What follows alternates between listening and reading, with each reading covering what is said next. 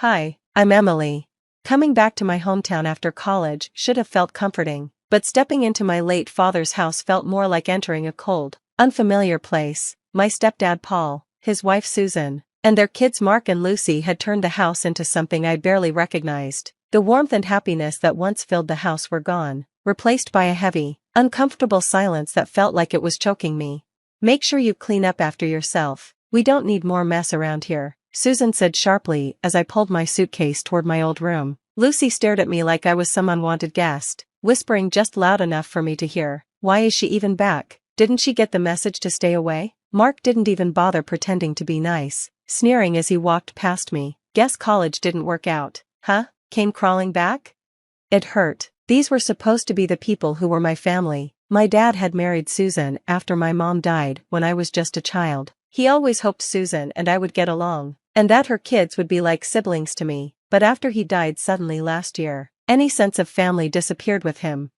I mostly kept to myself, spending time in my room or hanging out with friends, but the more I tried to avoid problems, the more they pushed me out. They moved my things from shared spaces, threw away my food by accident, and made sure I felt like a stranger in my own home. One evening, when I came back from a walk, I overheard Paul and Susan talking in the kitchen. They didn't notice me standing just outside the doorway. "She has no clue about the will," Paul said. "As far as anyone's concerned, everything went to you and me." Susan's voice was cold and calm as she replied, "Let's keep it that way. The less she knows, the better. We can't afford any trouble." Trouble? My father's will? They were hiding something important. The truth hit me hard. Not only did they not want me here, but they were also trying to keep me from finding out something that might actually belong to me. That night, lying in my old bed, surrounded by boxes I hadn't unpacked, because I never felt at home, I made a decision. I couldn't stay here any longer, not with them. I started planning my escape. I didn't know where I would go, but I knew I had to leave. The next morning, I met my best friend Jamie at the local cafe, and we looked through rental listings. Jamie placed a comforting hand on mine and said with a smile, "You know you can always stay with me until you find a place." "Thanks," I replied. "I might just do that," I replied, trying to force a smile. It was a huge relief to know I had at least one ally in this town. The coffee shop buzzed with the lively chatter of people starting their day, a stark contrast to the suffocating silence at Paul's house. Here, I could breathe. Here, I could think. As I sipped my coffee, a plan slowly began to take shape in my mind. I needed to uncover what they were hiding about my father's will. But first, I had to secure a new place, a safe space where I could regroup and prepare for whatever was coming next. Moving into my tiny apartment felt like stepping into a completely different world, a small, cramped world, but it was mine. The freedom was thrilling, even though the financial pressure was real. I scraped by with an online business, selling handmade crafts I'd started making as a hobby. It wasn't much, but it was a beginning, a step towards something bigger, something that belonged to me. One chilly morning, while updating my online store, I remembered something my dad used to say: "Always carve your own path. No matter how tough it gets, keep your chin up and push forward." His words felt like a soothing balm to my tired spirit. He had always been my source of strength, teaching me how to be resilient when life threw challenges my way. With his advice echoing in my head, I knew it was time to deal with the situation at the house. I needed answers, and there was only one place I could get them. I made an appointment with my dad's lawyer, Mr. Thompson, hoping he could help me figure out what was really going on. Sitting across from him in his office, surrounded by the scent of old books and leather, I felt a mix of nervousness and hope. "I've been wondering about the house," I said, trying to keep my voice steady. "I have concerns about how things were handled after my father passed." Mr. Thompson adjusted his glasses and pulled a thick file from his desk drawer. "Well, Emily, according to your father's will, the house was left entirely to you." The room seemed to spin as I processed what Mr. Thompson had just told me. "The house belongs to me?" I managed to say, still in shock. "Paul may have had other ideas," Mr. Thompson replied calmly, "but your father was very clear in his intentions. Here, take a look for yourself." He handed me a copy of the will and pointed to a specific clause. My hands trembled as I read it, seeing my father's words written out, a clear confirmation of what should have been mine all along. The drive back to my apartment was a blur of emotions: anger, relief, determination, all swirling inside me like a storm. I thought about the days I'd spent with my dad in our backyard, him teaching me how to negotiate, how to stand my ground, and never let anyone push me around. You've got to stand tall, Emily, he would say, no matter what. Armed with the truth and my father's lessons, I knew what I had to do. This wasn't just about the house anymore. It was about exposing Paul for the liar he was and for dishonoring my father's memory. That night, I began gathering everything I needed: evidence of Paul's deceit, proof of my rightful claim to the house, and a plan to confront him. I reached out to a few of my dad's old friends who might support my case, and I started documenting everything. I also called Susan, hoping to gauge whether she was aware of what Paul had been doing or if she was involved. Her guarded tone and evasive answers only made me more determined. Things aren't always what they seem, Emily, she said cautiously, with a trace of unease in her voice. No, they're not, I replied, my voice hardening, and soon, everyone will see things for what they really are. As I hung up, a mixture of nerves and resolve settled over me. This wasn't just about fighting for a house, it was about defending my father's legacy, and I was ready. The following weeks were a whirlwind of activity. I went through boxes of my dad's old papers, finding receipts, emails, and letters that hinted at just how deep Paul's deception ran. Every piece of evidence was carefully organized and catalogued, building my case bit by bit. One evening, while sifting through a box labeled tax documents, I found a letter from a family friend, Mr. Henderson, addressed to my father. The letter detailed a conversation with Paul, where Paul had openly stated his plan to convince everyone that the house should belong to him and Susan after my father's passing. It was the smoking gun I needed. The next day, I met with Mr. Henderson, who was more than willing to provide a sworn statement recounting his conversation with Paul. Armed with this new evidence, I called my cousin Alex, who specialized in real estate law. We met at a small cafe downtown, where I laid out everything I had uncovered. Emily, you have a strong case here, Alex said, reviewing the documents. Based on this, Paul's actions could easily be considered fraud. You have rights, and we can fight to enforce them. With Alex's help, we drafted a formal letter to Paul, asserting my legal claim to the house and warning him of the consequences if he continued with his dishonest tactics. It felt incredibly empowering to finally take decisive action, knowing I was on solid ground. But the real turning point came when I decided to confront Susan directly. If she truly didn't know the full extent of Paul's schemes, she deserved to. One afternoon, I invited her to meet for coffee, hoping that in a neutral space, we could talk openly.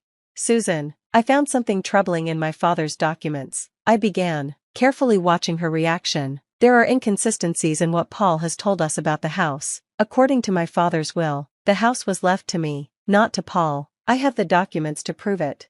Susan's face turned pale, her eyes flickering with a mix of surprise and confusion. I had no idea, she stammered. Paul told me the house was left to both of us, to secure our future. I understand this is hard to hear, and I'm not trying to start a conflict, I said, keeping my tone calm but firm, but you deserve to know the truth. I think Paul has misled both of us. Susan was silent for a moment, then slowly nodded. I need to think about this, Emily. If what you're saying is true, I need to reassess a lot of things. As we parted, I sensed a shift. Susan's reaction was exactly what I had hoped for, a crack in Paul's lies that could bring everything down. Walking back to my apartment, my resolve hardened. This was no longer just about reclaiming my father's house. It was about justice and making sure my father's wishes were honored, ensuring that deceit wouldn't win. The day of the confrontation felt like the climax of a storm that had been brewing for months. I had everything prepared, the evidence neatly organized in a folder, testimonies from key people, and most importantly, the support of my friends and family. I invited Paul, Susan, and their kids over under the pretense of discussing family matters. As they settled into the living room, the tension was thick. I began, "Thank you all for coming. There's something important we need to talk about regarding my father's house and his will." Paul scoffed, his arrogance clear. "Here we go again, Emily. What now? More accusations?" I didn't flinch. "Not accusations, Paul, facts." I laid out the documents on the coffee table, my father's will, the letter from Mr. Henderson, and legal assessments. According to these documents, confirmed by multiple legal advisors, this house was left to me, not to you. Paul, you've been lying to everyone. Susan's eyes darted between the papers and Paul. "Is this true? Paul, did you lie about the will?" Paul's calm exterior cracked, his voice rising in desperation. "It's not like that, Susan. I did it for us. For our future. But Susan wasn't buying Paul's excuses. Her expression hardened as she fully turned to face him, her decision clear in her eyes. Lying about this? What else have you lied about, Paul? I can't do this anymore. She stood up, taking Mark and Lucy by the hands. We're leaving. I need to think about what's best for the kids and me. As they walked out, leaving Paul to deal with the mess he'd created, I felt a wave of mixed emotions. There was a sense of vindication for myself, but also sorrow for Susan and the children. In the weeks that followed, word of Paul's deceit spread quickly throughout the community. He didn't just lose his family, his reputation, once built on the image of a respectable family man, was in ruins. Socially ostracized and isolated, he faced the consequences of his actions. Meanwhile, I moved back into the house, the one that had silently witnessed so much of my life. As I unpacked, I came across a box of old letters and photos, memories of my father. Each one reminded me of his love and presence. It was in this home, filled with echoes of the past, that I truly realized what I had reclaimed. I didn't just make the house my home, I turned it into a space for community and healing. The business I'd started out of necessity grew and flourished, and I began hosting workshops to help others who were fighting their own battles against deceit and manipulation.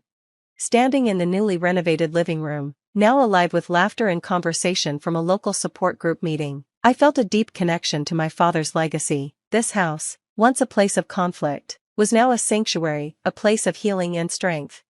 This victory wasn't just about winning back a house or defeating a deceitful stepfather. It was about reclaiming my life, honoring my father's memory, and building a future on the values of integrity and resilience he had instilled in me. And that brings us to the end of the story. Now, I have a question for you. If you were in Susan's position, would you have made the same choice to leave Paul after discovering the truth? Or would you have tried to find another solution? What would you do differently, and why? I'm really interested to hear your thoughts, so please share them in the comments below. If you enjoyed this video, don't forget to like and subscribe for more stories like this. Your support means a lot and helps keep these stories coming. Thanks for watching, and I can't wait to read your responses. Tony sat in a chair against the wall, looking at his father, who was lying with his eyes closed, his face thin and haggard. The atmosphere in their house had been dreary for over 3 weeks now, ever since Tony's father had become bedridden. The diagnosis was serious and time was running out. As soon as Howard's illness became known, his mother pleaded with the doctors, saying, "We'll pay any money. Just save my husband. How much do you need? Let's send him abroad. I'll go with him and take care of him." Tony was unsure about the exact amount of money in their family accounts, but he knew there was a substantial sum. His father had been the head of the publishing business for many years. Normally stern and energetic, Howard was now lying with his eyes closed, as if peacefully sleeping. But Tony knew that his father purposely closed his eyes whenever he entered his bedroom. Not wanting to worsen the already difficult situation, Tony silently stood up and left. He understood as soon as his father opened his eyes, even with his last bit of strength, he would express his displeasure at his presence. This had been the case the previous morning. Howard audibly complained when he saw Tony sitting nearby, saying, "Why are you looming here like an eyesore? Take an example from your older brother Vincent. He studies every day, attends all his classes, and you're idle. Go away. Disappear from my eyes." Those words had hurt Tony deeply. Only he knew that his older brother Vincent hadn't attended the college for over 2 months and spent his spare time in clubs. Vincent would come to their father in the morning, but after an hour or even less he would disappear, claiming he had to study. Tony heard how affectionately his father spoke to Vincent and how angrily he spoke to him. At times, Tony felt accustomed to such treatment. Since childhood, he had been the scapegoat for everyone in the family. He was blamed for all troubles and failures, regardless of whose fault it was. His father only referred to him as a slacker and a troublemaker. His brother also treated him like an enemy. Occasionally, when his mother was in a good mood, she would pity him or say a kind word after his father scolded him. On the contrary, his parents always held Vincent up as an example. Tony couldn't understand why. Tony studied diligently and got every grade deservedly, while Vincent just had to attend lessons to bring home a diary with A's and B's. Howard regularly sponsored school for Vincent's good grades. His brother was 2 years older than Tony, and as soon as he graduated from school, Howard immediately took care of it, and in a couple of weeks, Vincent became a student of one of the best colleges in the city. Upon Tony's graduation, his father angrily declared, "That's it. Stop relying on your parents' support. Go to work. And if you have enough brains, go to a correspondence college." That was Tony's plan as well, but his dreams of further education quickly faded into the background. A few months after his graduation, the family learned about Howard's illness. Tony had to put aside his goals and start helping his mother. There was enough money in the family to hire a nurse, but his father adamantly refused, saying, "I deserve my wife and sons to take care of me, not some strange people." Most of the time, Howard's wife took care of him. Tony would often assist her, which would provoke the patient's dissatisfaction and anger. Together with his mother, he would wash his father, change the bedding, clean the room, and even learned to administer injections. Vincent, on the other hand, would only visit every day to sit by his father's side holding his hand. But that wasn't the only reason. Twice, Tony overheard from another room that his brother, taking advantage of their father's favourable disposition, asked him for help. The first time, he tearfully pleaded, "Dad, the car you gave me when I finished school is no longer in good condition. It's constantly breaking down. Besides, do you know whose kids are studying in my class? The daughter of the city's head, the daughter of the market director, the son of the head doctor at our hospital, and others. They all come in fancy cars, some even with drivers. And here I am, driving that damn car. Since you're bedridden anyway and your car is just sitting idle in the garage, could you give it to me? I have to maintain my family's status, don't I?" Tony hadn't heard the answer, but when he saw Vincent go out in their father's car that evening, he knew that his brother had achieved his goal. A week later, Tony was giving their father an injection when Vincent entered the room. Grudgingly, Vincent said, "Well, if you have already done your job, get out of here. I need to talk to my father." Tony left the room, but his curiosity got the better of him, and he decided to eavesdrop on their conversation. It turned out that Vincent's college arranged a week-long exchange trip abroad, and Howard, impressed by his son's enthusiasm for learning, allocated a considerable sum of money for it. Tony, who already heard that Vincent had abandoned that college, couldn't understand why his brother needed a large sum. However, everything fell into place when he overheard Vincent talking on the phone. "Baby, pack your bags," Vincent joyfully exclaimed. "As soon as I leave my father's house, we'll fly to those islands you always dreamed of visiting." At that moment, Vincent noticed Tony and realised he had heard everything. He put the phone in his pocket, approached his brother and hissed, "What are you looking at me like that for? I have the right to a holiday, and my father doesn't mind paying for it. It doesn't matter what it's for, as long as it benefits me. So don't you dare say a word. Go and change his diapers. Better." Tony was stunned by his brother's audacity. While their father lay dying in the next room, Vincent was planning a luxurious vacation on islands with his lover. "But our dad could die at any moment," Tony whispered. Vincent's reaction was chilling. He grinned and defiantly looked into Tony's eyes as he said, "Don't worry. By the time the will is announced, I'll definitely be back. After all, if he dies, the inheritance won't be received the next day." Leaving Tony in a state of confusion, Vincent turned and walked away. It was then that Tony realised that his brother had no genuine concern for their father's health. All the sadness and tears at their father's bedside were merely an act to secure the biggest share of the inheritance.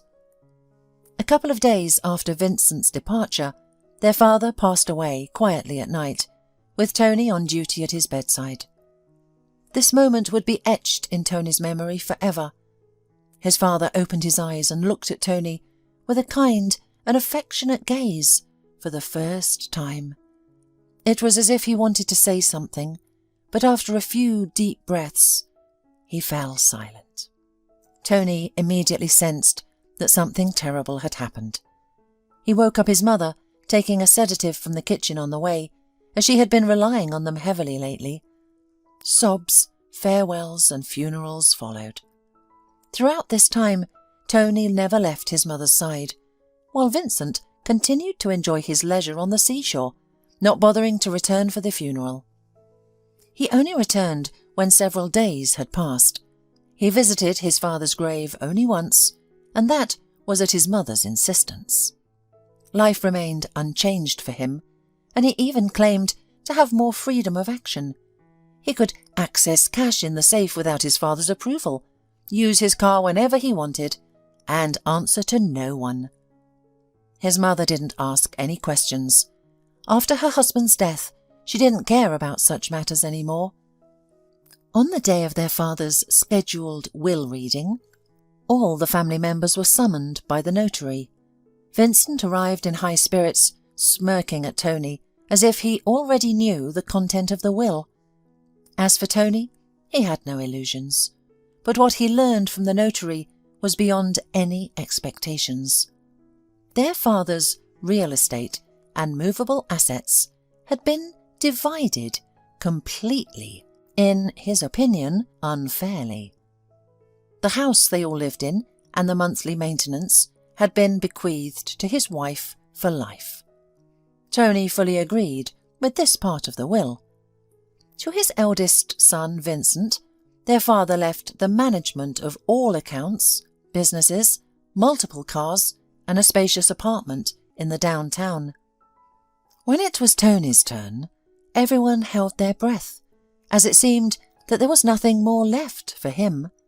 A tense silence filled the room, with Tony hearing his brother's laughter.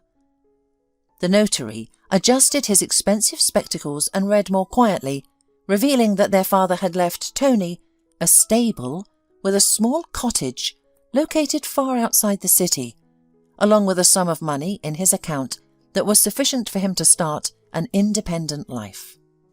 When Tony heard how much his father had left him, he couldn't believe it.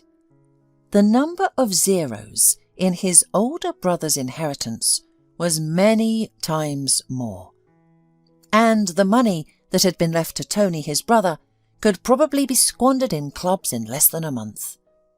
Tony, of course, from the very beginning realised that Dad would not divide everything equally between the sons, but he certainly did not expect him to act so unfairly. Going out of the notary, Vincent, who had always considered his younger brother as insignificant, angrily sneered through his teeth. "Well, that's it, my dear little brother. As they say, go your own way, and I hope I never see you again. By the way, don't even try to ask me for anything. I'm sorry, but I don't give to beggars." Turning to his mother, he said, "Mum, are you coming? Hurry up. I've got many things to do. I'll drop you home quickly, and I want to celebrate my current status as a rich businessman." Playing with the keys of his car, which had already become officially his, he headed towards the fancy car gleaming in the sunlight, while Helen approached her youngest son. Taking him by the hand, she quickly said in a guilty voice, "I'm sorry, Tony. I didn't know that Howard would decide this. You know I couldn't have changed anything. You know how stubborn your father was." The young man hugged his mother and replied quietly, "It's okay, Mum. Everything will be fine. It's not about the money. I'll figure it out somehow. Just take care of yourself, and I'll definitely call you. Go, or Vincent will get upset." Helen went to the car, and Tony remained standing on the porch of the notary's office, resentful towards his father, Vincent, and the world as a whole. He couldn't understand why his father had such a negative attitude towards him from childhood until the last day of his life, which he clearly didn't deserve. Two brothers, growing up in the same family, and now one got everything, while the other was left with a dilapidated house in the middle of nowhere. Tony didn't even doubt that this was how his father's inheritance looked like. After all, Howard bought this stable by chance, and he only went there for the first couple of years after the purchase. At that time, his father was obsessed with horses, and each time he came back from there, he boasted about buying another thoroughbred horse. But it didn't last long. Business took over, it started to flourish, and then his health deteriorated in addition. Tony couldn't even remember the last time his father had visited his stable, and now he was forced by his father's will to gather his things that could fit in one travel bag, leave his home, and go to the address specified in the will. After buying a bus ticket, Tony sat in the back seat and sank into his unhappy thoughts. 3 hours later, the driver turned around, said they had arrived and dropped him off on the main street of the village. Looking around, Tony immediately realised that his hope of finding a job here had instantly disappeared. The whole village consisted of that single central street. There were no more than 20, at most 25 houses, and they didn't look alike. Some were freshly painted, with well-maintained vegetable gardens, while others were grey and shabby, as if they had endured a difficult life. Tony adjusted his bag on his shoulder and went to find his own house. At the very outskirts, a little away from the street, he saw something that resembled a house. He realised it was his property only because of the nearby stable with its overgrown fence. There wasn't even a gate in front of the house itself. It was lying on the grass. The plot was so overgrown with weeds that Tony had to clear a path, as if cutting through a thicket to reach the porch. At that moment, he remembered his father's words, which he had said as soon as he finished school. "Well, now roll up your sleeves," his father had said, with some incomprehensible threat. "Go work as a loader or a stable boy, shoveling manure. That's the kind of life you're meant for. You can't rely on me or your mother. I've achieved everything on my own, and you, if you can, you'll have to fend for yourself." Now Tony stood in front of the stable house and realised that his father's words had been prophetic. Sighing sadly, the young man sat down on the broken porch step and found himself afraid and unwilling to go inside. The fear wasn't directed at anyone or anything in particular. Tony simply couldn't imagine what awaited him inside that hut, with the door hanging on one hinge, a broken window and a torn piece of roof. Hoping to postpone the meeting with the unknown, Tony set off to inspect the stable, leaving his bag on the porch. As he approached the corner of the grey structure, he heard a horse's neighing coming from inside. At first he thought he was imagining things, but when he opened the heavy gate, he was greeted by the handsome black horse. The horse was standing in one of the paddocks, which was the only one in perfect order. Just as Tony pondered about it, he heard a hoarse cough behind him. He turned around and saw a limping man making his way towards him. "Good day," the man said in a gruff voice. "What brings you here? Can I be of any assistance?" Tony explained who he was, briefly sharing the story of his father's death and the inheritance of the stables. "Oh, I see," the man croaked. He suggested they continue their conversation outside and pointed to a log by the gate. As they sat down, Frank, as the limping man introduced himself, lighted up a cigarette and spoke. "Your father, when he bought this farm, visited for a while and bought some expensive horses. They were magnificent. You couldn't take your eyes off them. He hired workers to take care of the animals. That's when I got a job here, cleaning up manure and carrying water. Then your father stopped visiting his stable, probably when he fell ill. Instead, his assistant showed up, fired all the workers at once, and sold the horses. I remember thinking, why would your father sell everything if he loved horses so much? But that's how it turned out." Frank sighed as his cigarette burned out, then nodded towards the horse in the stall and continued. "This one couldn't be sold right away, so he was left here. He's a young horse, but like me, he has a limp on one hoof. I felt sorry for the poor fellow and took care of him. You know, if you like, you can ask the blacksmith to take a look at him, maybe change the horseshoe, and the horse will improve. I don't know much about these things, but it seems to me that the horse is special, a thoroughbred, so to speak. "Your father didn't just buy any horse." Tony sighed and promised to take care of the horse, not wanting to offend Frank. In reality, the horse was the least of his concerns. He didn't know how he would survive.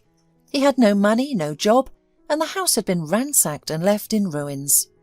He had nowhere to return to, as his brother had made it clear at the notary's office that everyone should live in his inherited house.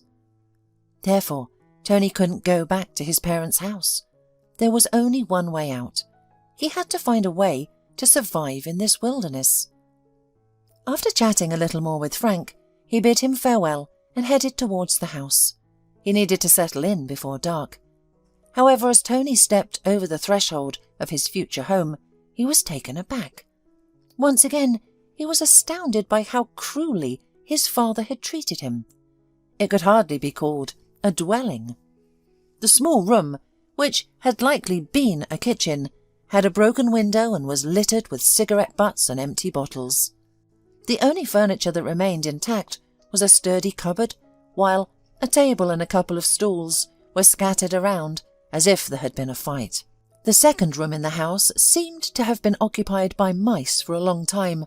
The odd cushions and blankets were in terrible condition due to their nibbling. At that moment, Tony was grateful that the bed was made of metal, otherwise the audacious rodents would have destroyed even the bed. There were two other things that brought him some relief: a whole window in the room and an old chest in the corner. Surprisingly, neither the mice nor the previous occupants had managed to reach it. The chest contained a couple of usable bedsheets, although they were not new. There were men's and women's shirts, trousers. Everything was washed, but there was a faint smell of mustiness or age. For the rest of the day he rolled up his sleeves and removed all the junk from the house, piling it in the farthest corner of the yard, with hopes of burning it all someday. Then he went to the stable, where he found a decent bucket. After fetching water from the well in the yard, Tony carefully washed the room where the bed stood. He decided to start there, as it was the only place he could spend the night without worrying about raindrops falling through the broken window. Exhausted, the young man fell asleep that evening on the bare net of the old rusty bed, completely unaware of the challenges that awaited him. He woke up the next morning to the rumbling of his empty stomach. If there had been anyone else in the house, they would have heard the loud growls from outside. It was then that Tony remembered he had eaten his last meal at the bus station before coming here. He had bought a bottle of lemonade and a couple of pies with some sweet potatoes. He was about to get up when someone knocked on the window. He tried to rise but cried out in pain. He had slept so well during the night that he hadn't even noticed the iron mesh of the bed digging into his skin. Tony stood for a moment trying to ease the pain and massage his skin before approaching the window.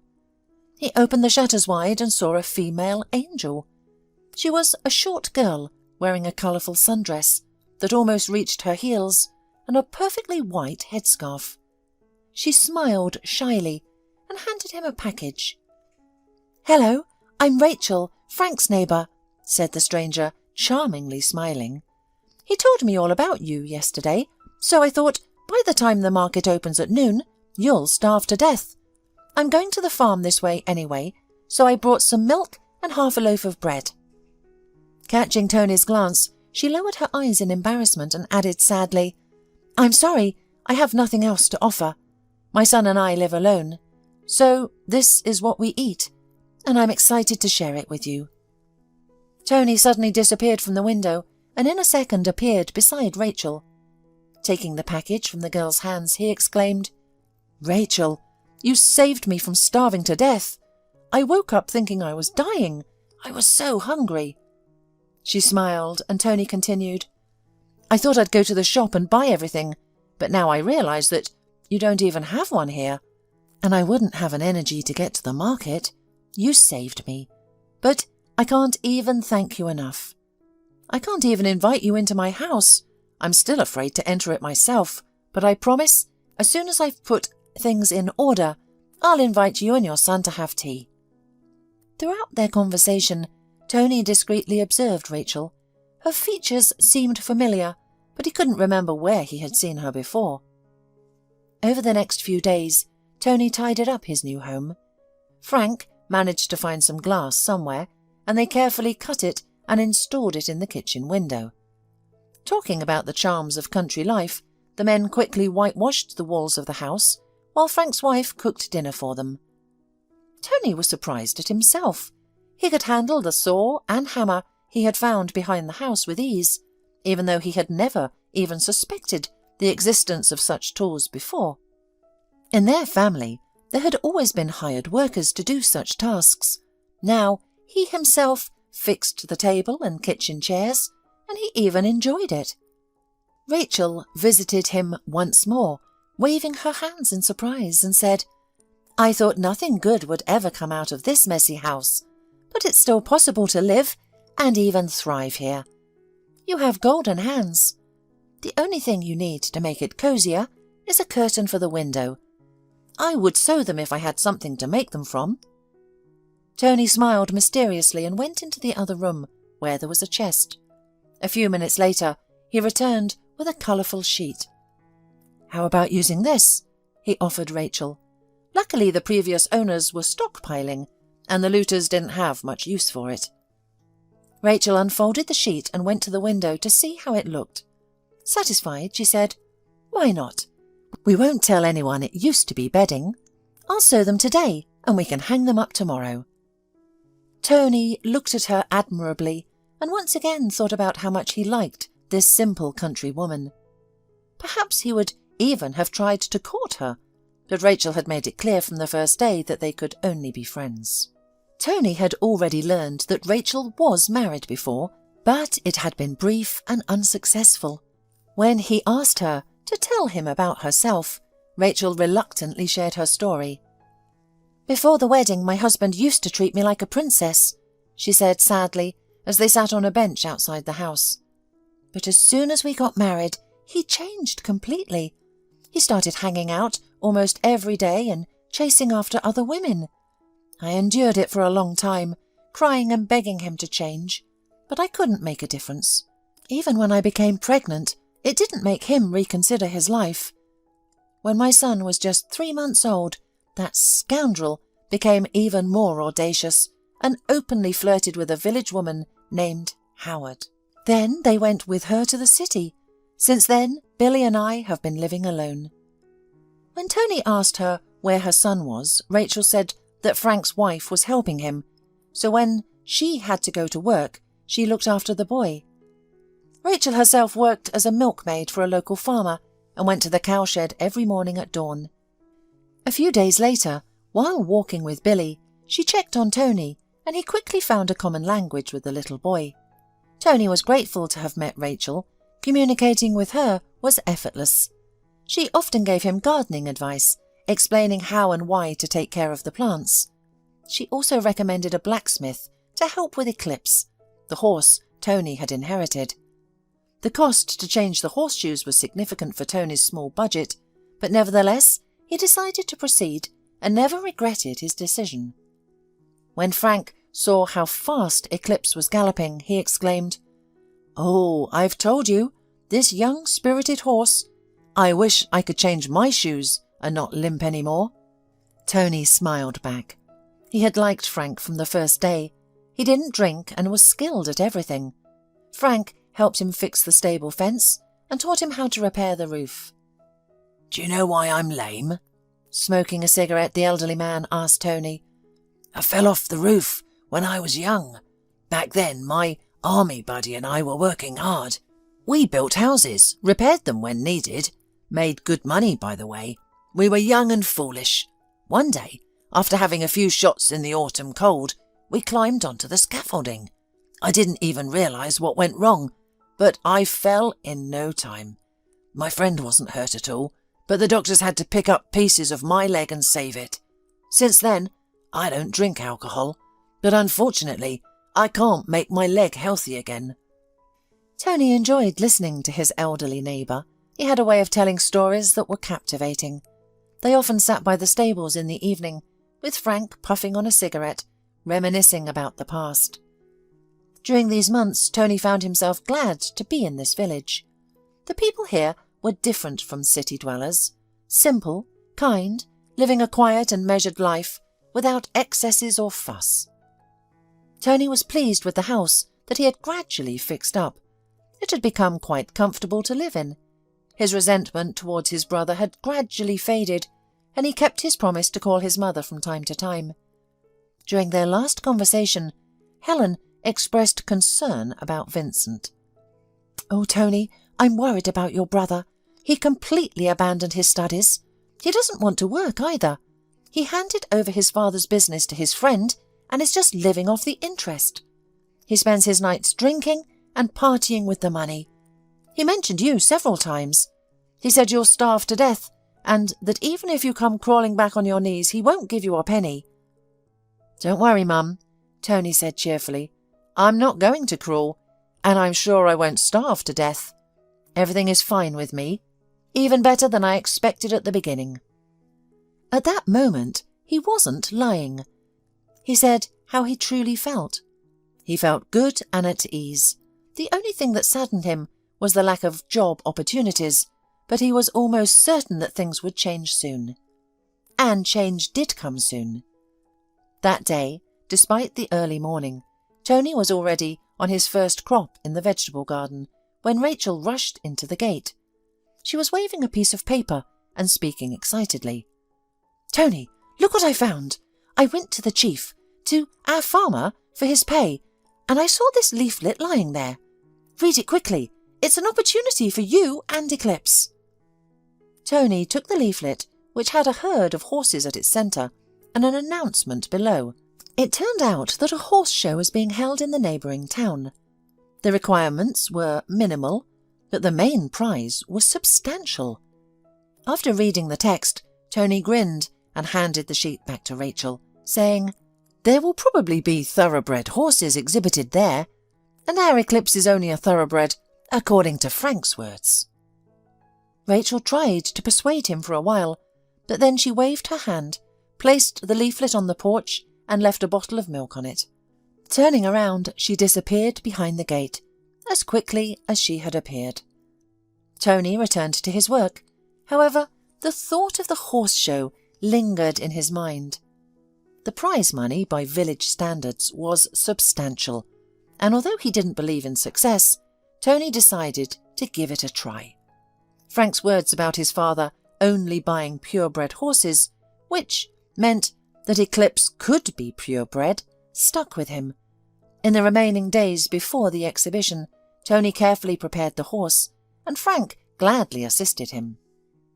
On the appointed day, they stood in line with the other participants, filled with excitement. The competition was fierce, with each horse being more beautiful than the next. At each stage, they had to showcase the horse's best qualities.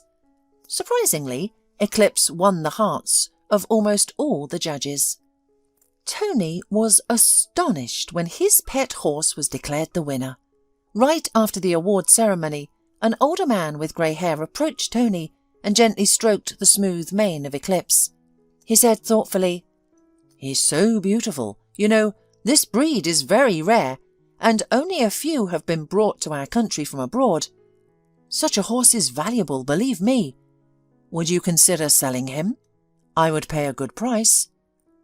When the man named the amount he was willing to pay for Eclipse, Tony realised that his father hadn't totally deprived him of inheritance as he had thought. The horse had already brought in and could still bring in a lot of money.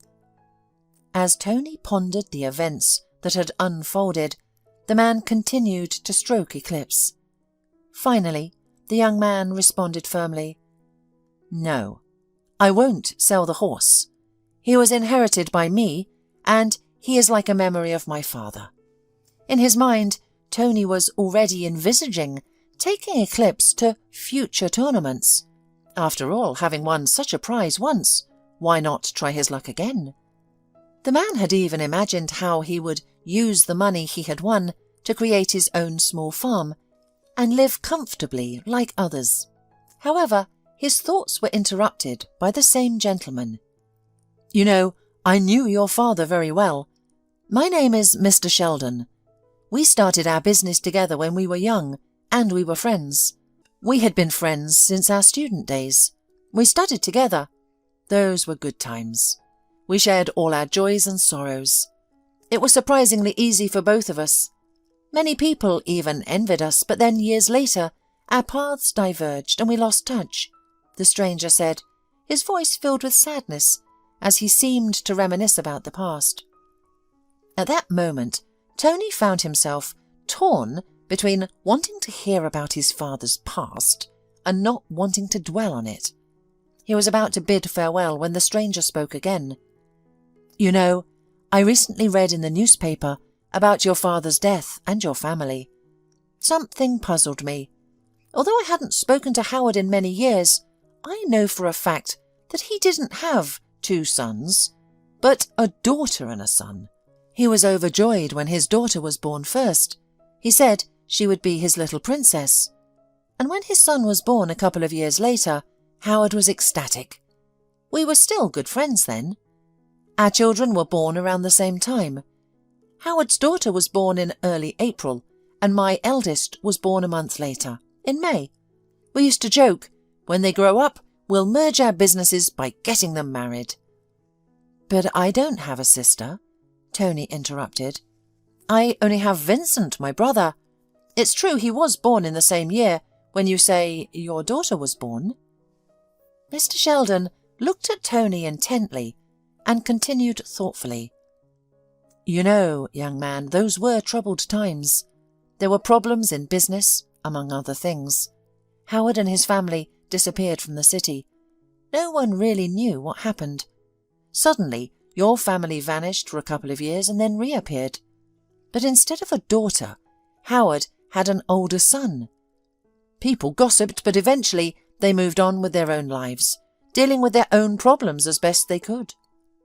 After a moment of silence, the man turned his attention back to the horse, stroking its beauty.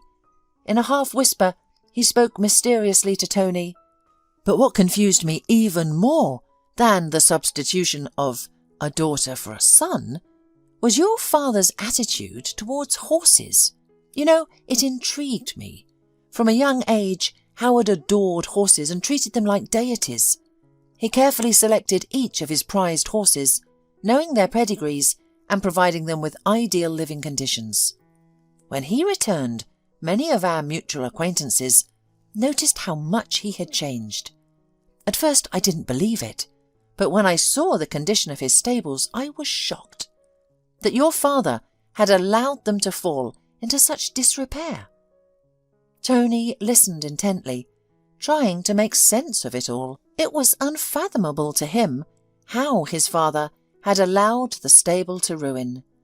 Moreover, the revelation that his older sister, who should have existed according to the stranger, had vanished, raised questions about his family's past. The conversation with his father's friend at the exhibition left Tony's mind in turmoil. However, upon returning to the village, he became engrossed in new concerns, and the investigation into the mystery of his family would have to be postponed for another time. With the winnings he received thanks to Eclipse, Tony, with the help of Frank, his wife and Rachel, set up a small farm. Though modest in scale, it provided him with enough to live comfortably. Rachel left her job with the farmer to join Tony, and while he tried to court her again, they realised that their relationship could only be one of friendship. But he was happy, and such a relationship was somehow easy for him with Rachel. Nearly a year had passed since Tony moved to the village, and he couldn't imagine how he had ever lived in the bustling, noisy and wicked city. However, one day he received an unexpected call from his older brother.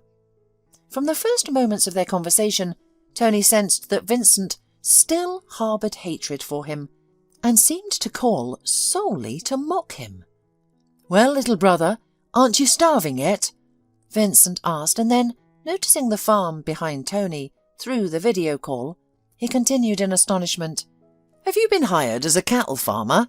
Yeah, where else could someone like you find work?"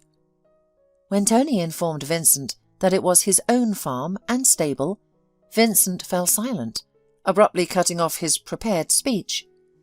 It was clear that his anger overflowed. Things had not turned out as he had hoped. Not only had Tony not starved to death, but he had also become a businessman, albeit in the village and without million-dollar profits.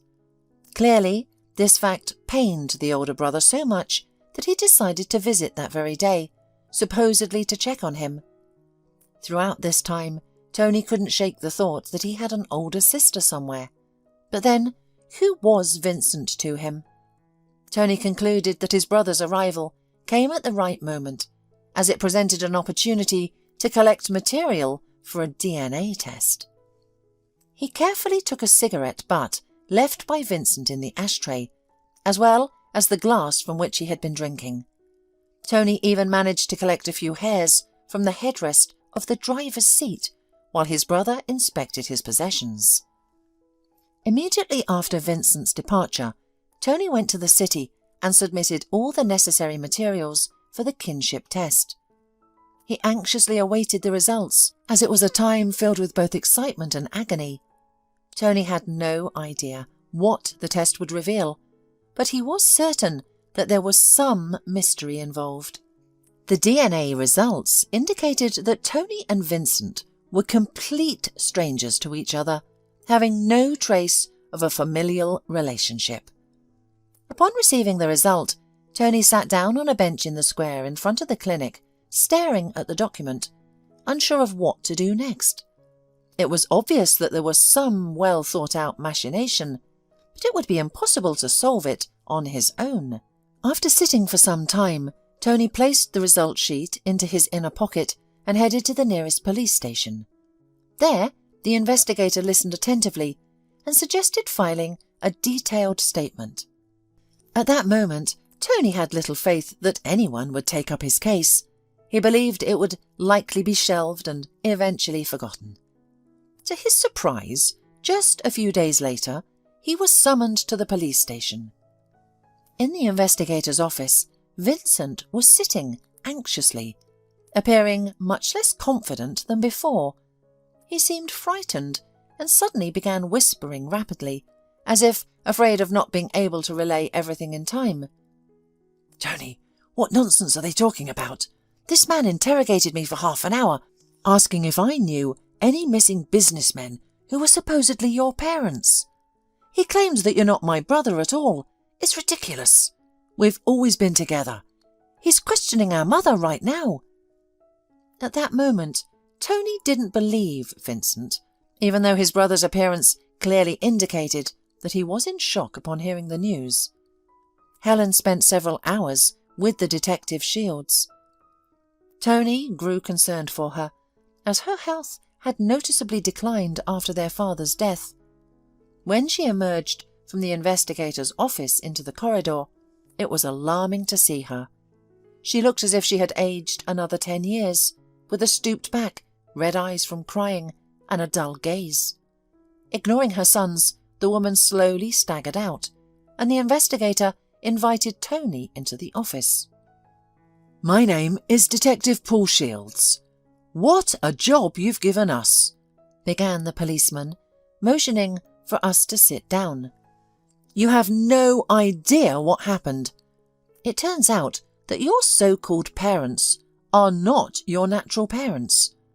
This family worked for your real parents as servants, and these monsters have been planning their crime for a long time, jealous of your parents' wealth." The investigator took out his tape recorder and said, "Here, you can hear the whole thing for yourself. Your so-called mother, afraid of ending her life behind bars, confessed everything." The investigator went to sort out some folders in a cupboard against the wall, and Tony listened, not believing what was happening. "My husband and I were thinking at the time," said a familiar female voice from the dictaphone. "Why do they get everything and we get nothing? So my Howard set it up. He was clever. When the owners went somewhere, they sometimes asked Howard to drive them. This time, he had to drive them again. At breakfast, he gave me some powder and told me to put it in the tea of both the owners. and after they left, to be ready in a couple of hours. He came back nervous, twitchy. He asked me to get all the kids in the car quickly. There were only 3 of them in the house, their daughter and son and our son, Vincent. Without asking unnecessary questions, I did everything as ordered, and in a few hours we were far from the city where we lived. There, in a small hotel, Howard told me that there are no more our owners, and now we'll be instead of them. But of course, it still required great effort. Appearance and age, we were something like him, but the beauticians and plastic surgeons did some other things. The recording stopped halfway through, and in the ensuing silence, the investigator's voice came from behind him. "Oh, damn, it's run out of power. She has been talking about their crime for so long. Sir, let me recharge it. Why don't I pour you some tea? You need time to adjust to this terrible truth." Handing Tony a cut glass, he said, "You sit closer and listen to it, plugged into the socket." Then Detective Shields continued to go through the documents in the cupboard, and Tony began to listen further. "Howard thought everything out in advance," the false mother continued, "and managed to take a lot of the money from the former owners.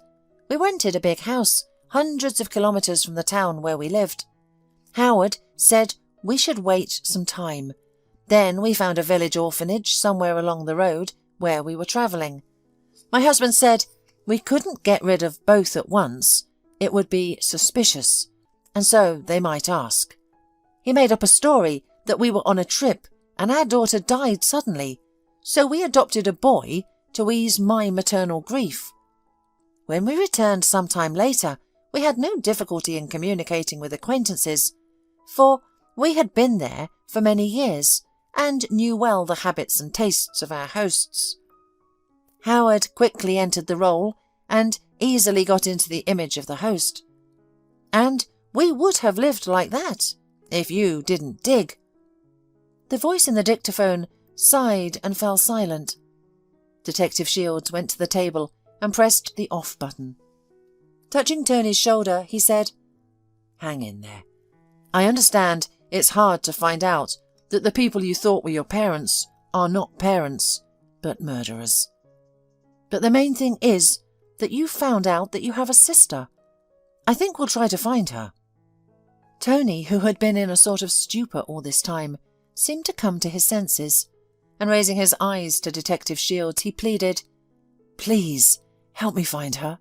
After all, she is the only person in the whole world who is really dear to me." He would have started the search himself, but he didn't know where to start, so he decided to wait, leaving it entirely to the police.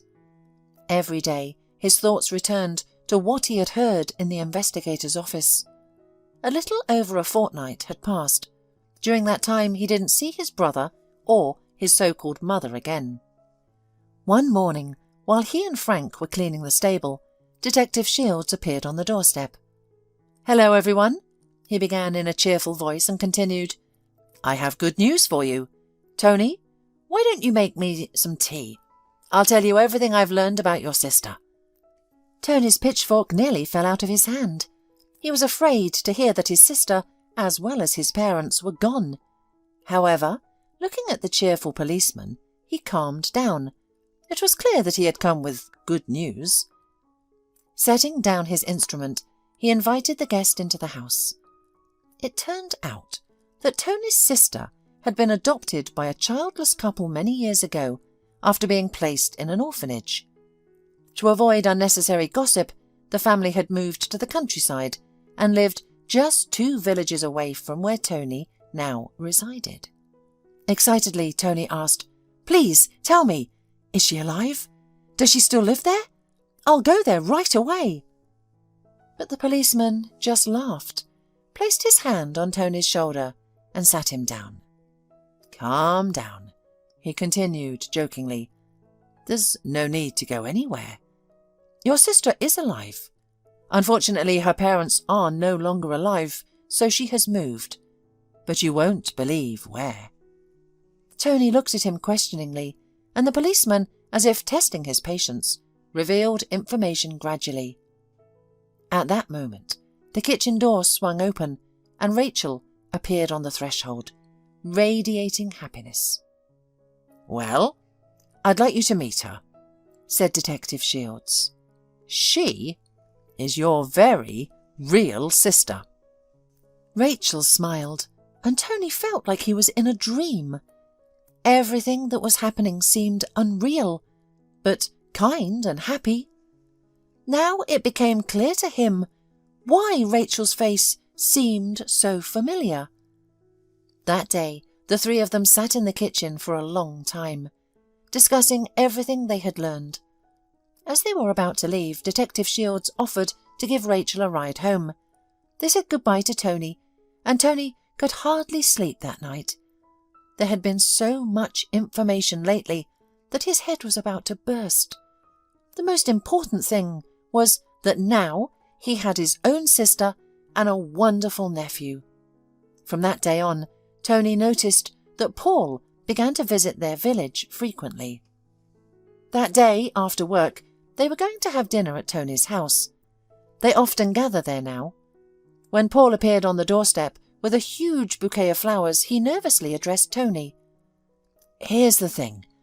I have fallen in love and want to marry Rachel. Rachel has already given her consent." Tony put on a serious expression and then, barely restraining a smile, said, "Of course I don't mind, but according to tradition, the eldest members of the family have to arrange their private lives first." Saying this, he approached the woman standing at the stove, embraced her, and whispered quietly, "You agree to be my wife, don't you?" Tony had been in love with Danielle, a veterinarian who had come to examine Eclipse for 3 months already. He took great care of his horse, considering it a talisman of happiness. He had also met Danielle thanks to Eclipse.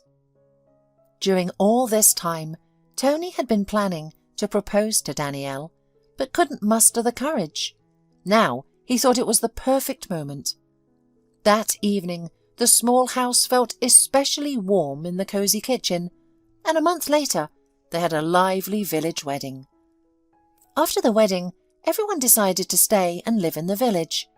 Tony received the inheritance that had been misappropriated by Vincent and his mother, but instead of returning to the city, he sold everything and expanded his farm, giving half of it to his sister.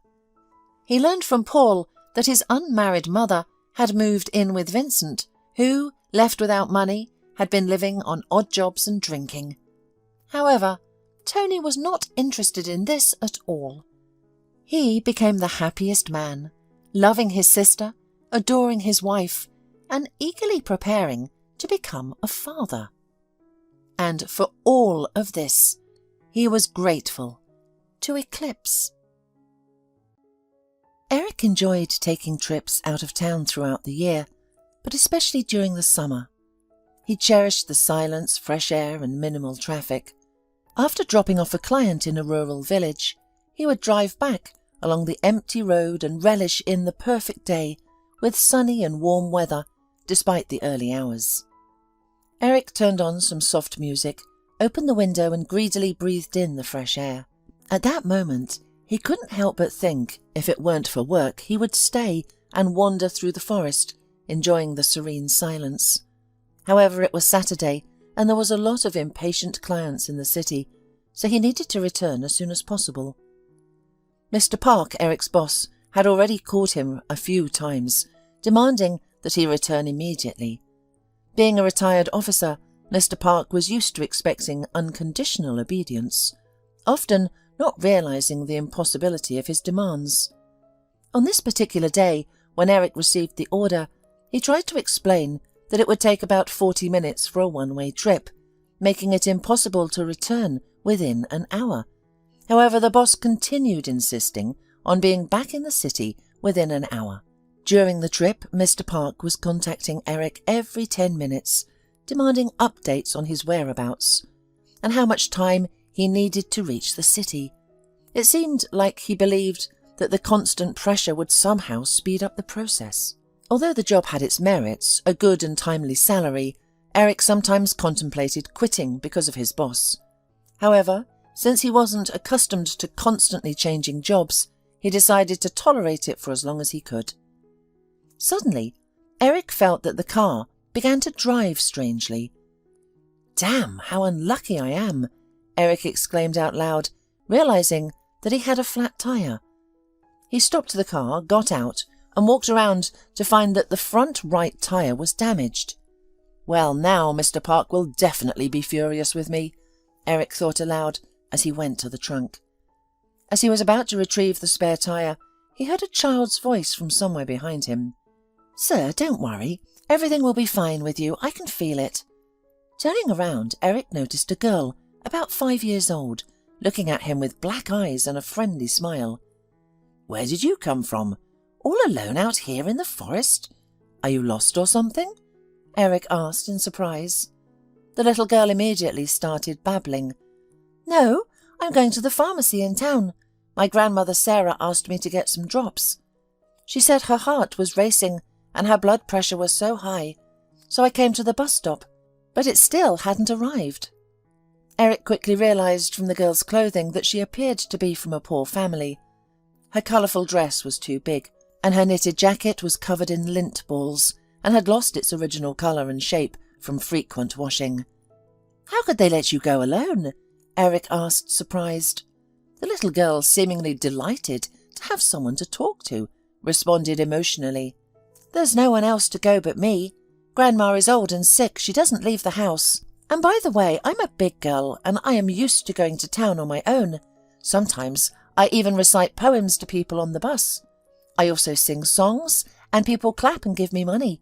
Although when my grandmother Sarah found out about my performances on the bus, she started taking the money away."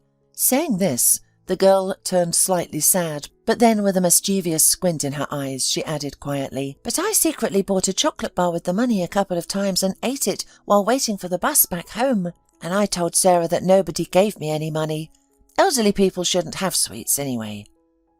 Eric's heart ached with sympathy for the little skinny talker. It was evident that she had no one except her sick grandmother, but she was remarkably independent for her age and accustomed to taking care of herself. The little girl interrupted his thoughts with a question. "And when you've finished fixing the tire, please give me a ride into town. I have some money saved up. My name is Hope, by the way." She rummaged through the folds of her dress, found a pocket, and proudly pulled out a crumpled bill after a couple of minutes. Eric, seeing the $1 note, smiled and gently pushed her hand away, saying, "Keep it hidden. You'll still need it. I'll change the tire, take you to the pharmacy, and then bring you back to the village. You can wait in the car. I'll be quick." Eric knew that his boss wouldn't approve of this, but right now the little girl was more important to him. The man made up his mind to help her no matter what.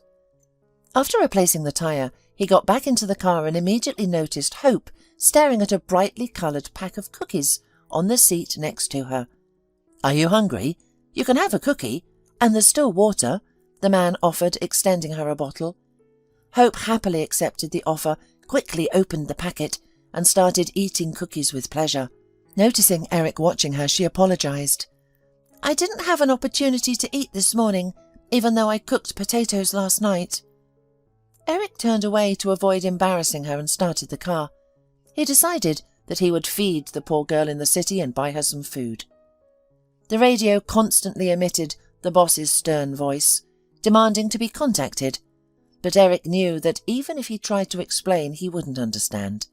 So he minimised the volume and decided he would call back once he had safely returned the girl home. At that moment, Hope looked at him fearfully and asked softly, "Will you get in trouble because of me? Maybe you shouldn't have helped me. Your boss is yelling." Eric smiled and tried to reassure her. "Don't worry about it. I had to help you. We can't leave your sick grandmother without medicine. Let the boss yell. It's his job." He winked at his little companion, and she, feeling reassured, resumed looking at the houses and trees. Upon entering the city, Eric stopped the car near the pharmacy and offered to accompany Hope, but she insisted with the seriousness of an adult. "No need. I can handle it on my own. Sarah had written everything on a piece of paper. I'll just give it to the lady at the window. give her the money, and then get the medicine. Why do you treat me like a little girl? You should focus on calming down your boss and talking to him." Eric almost laughed. It was amusing to hear her speak so maturely about the situation. However, he decided to stay in the car. Hope indeed returned from the pharmacy quickly, carrying a small bag. "See? You wanted to come with me, but I came back fast, didn't I?" she asked. Eric countered by suggesting, "You know what? I'm actually hungry. It's lunchtime and I see a cafe across the street. Shall we go eat there and then continue our journey back?" Hope tried to resist, saying that the cookies she had eaten would be enough for a long time, but Eric insisted, and they went to the cafe on the first floor of a residential building. Realizing that the girl wouldn't understand the menu, he decided to order according to his own taste. While they were waiting for their order, Hope looked around the interior with interest. Then she leaned closer and whispered, "I've never been in such a beautiful place. The pictures on the walls are so nice. You know, my best dream is learning to draw, and there are so many vases. And why are there so many bottles on the high table over there?" She nodded her head towards the bar. Eric answered her in the same hushed tone. "That's because men and women come to celebrate something here, and they get these drinks poured for them, and then they have fun." The girl looked at them, then at the bottles, and then back at Eric again. She asked, a little louder this time, "Can't they be funny by themselves? Do they have to have a bottle?" Before Eric could answer, a young waitress approached and placed plates of soup, a tray of bread, and utensils in front of them. Wishing them a pleasant meal, the waiter left, and Hope turned in her chair to watch her leave with an admiring look. Then she turned back to Eric and whispered again, "And even the waitress here is beautiful too. Have you seen her watch and ring?" Eric couldn't help but smile and replied quietly, "When did you have time to notice everything? Well, let's eat. I hope the food here is as good as the place itself." He ordered chicken soup with homemade noodles, and the girl ate every last drop. When the second course arrived, consisting of mashed potatoes and a baked chicken leg, the little girl timidly asked, "Is this all for me as well?" "Of course it's for you. Who else would it be for? I, as you can see, have my own portion," Eric replied. Seeing that Hope seemed somehow confused, he added, "Is something wrong? Did you not like it?" Hope quickly began to justify herself, saying, "No, on the contrary, everything is so delicious. I'm afraid I'll burst. I'm just a little girl, I can't eat too much, or I'll become fat and ugly. That's what my grandmother Sarah always says whenever I sit down to eat." Eric was already indignant in his heart. What kind of grandmother sends a small child to the city alone, takes away hard-earned money, and limits her food? Despite claiming to be full, the girl eagerly ate the chicken leg, nibbling it to the last piece of meat, but politely declined the mashed potatoes. When asked if she wanted another piece of cake or ice cream, she quietly said, "I'm sorry, but I'm sure I'll burst if I eat anything else. Thank you so much. I've never had anything so delicious. Sarah says there's no money for chicken, so she buys bones from the chicken store. The soup made from them is not so tasty, and there's no meat in it at all." Listening to the little girl, Eric marvelled at how mature and sensible she was, and how she viewed everything with understanding, from her grandmother to the world around her. After leaving the cafe, they went into the supermarket nearby. Eric stopped the girl at the entrance, squatted down to her level, and looking into her eyes, he said, "Hope, let's make a deal. You can take any products in the store, anything you need or want to eat. Imagine I'm a magician, and whatever you choose will be yours." The little girl's reaction was unexpected. Instead of the joy Eric had anticipated, tears welled up in Hope's eyes. In a trembling voice, she asked, "Can I really take anything I want?" "Of course, anything you want," Eric replied, taking her hand. But Hope, seemingly unable to believe what was happening, asked again, "For example, porridge and chicken for Sarah?" Eric nodded and said, "Hope, let's start shopping and decide what we'd like to buy." Surprisingly, she boldly took his hand, and together they entered the shopping hall. At first, she looked confused, by the brightly coloured packages, but then she carefully examined everything. Eric decided to help her and started guiding her to different sections, explaining what each item was.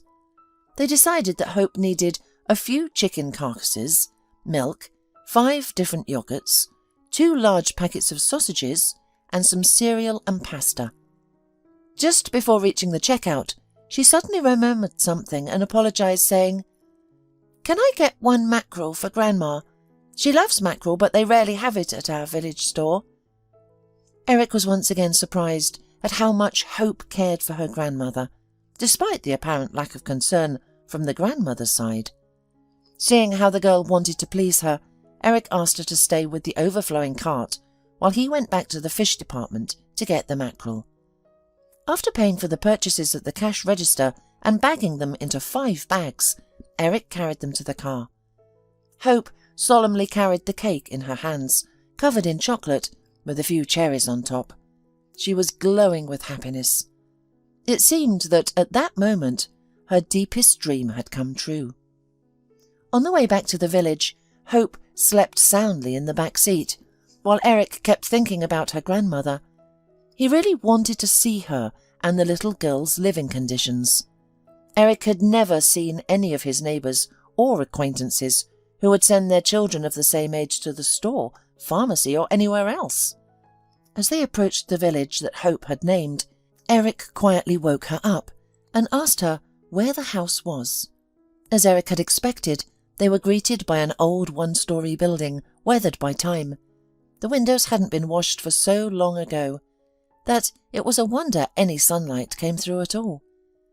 Eric was shocked that Hope was living in such a neglected house. Hearing the sound of a pulled-up car, an obese woman in a stretched and scruffy robe came out of the house. Just by looking at her swollen face and swollen eyes, Eric understood everything. Instead of the supposed elderly woman, bedridden and waiting for medication, there stood a woman about 50 years old who had been drinking for more than one day. Her first words, spoken to Hope, shocked Eric. "Where were you wandering, you little brat? Were you singing songs on the bus again? I'm dying here and you don't care. Did you make money? Give it to me, or you'll spend it on nonsense." The woman shouted without paying attention to the presence of a stranger. Hope immediately turned pale, squeezed herself, and stepped behind Eric. He turned around and noticed that the girl had tightly closed her eyes and covered her ears with her hands. It became clear that this was not the first time, and it was likely that the woman not only yelled at her, but could also raise her hand at her. Eric decided to reason with her and said indignantly, "Why are you doing this to the child? And why do you let her go alone? You may be her grandmother, but you have no right to yell at the girl, especially since she didn't do anything wrong." "What?" Sarah shouted, menacingly putting on a belligerent posture with her hands at her sides and taking a step towards Eric, continuing, "Who are you to teach me? Get out of here. I'll handle this girl myself. If you want to know, I'm not a grandmother at all. She should be grateful I didn't throw her out like a kitten. Her mother asked me to look after her for a couple of months and gave me some money. But the money ran out and her mum disappeared. Instead of a couple of months, she's been hanging around my neck for almost a year." Eric, who had been holding the shopping bags all this time, put them on the porch and tried to calm the woman down by saying, "Here, I brought groceries. I think you'll need them. Hope even asked for some mackerel, saying that you really like this fish." After a moment of thought, he took out some money out of his pocket and added, "And this is for your care. Maybe you can tell me how you ended up with Hope in the first place." The woman immediately hid the money in her robe pocket and immediately changed her tone. Sitting down on a chair at the porch, she began to tell the whole story. "I had a tenant. Her name was Laura.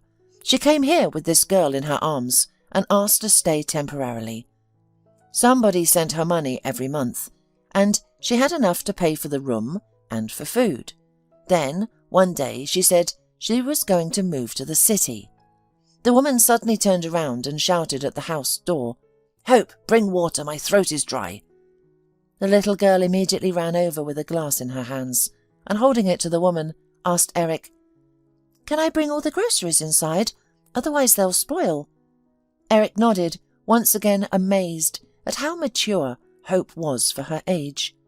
He offered to help carry the bags into the house, but the woman sharply replied, "Don't go in there, it's messy. Hope can do everything herself.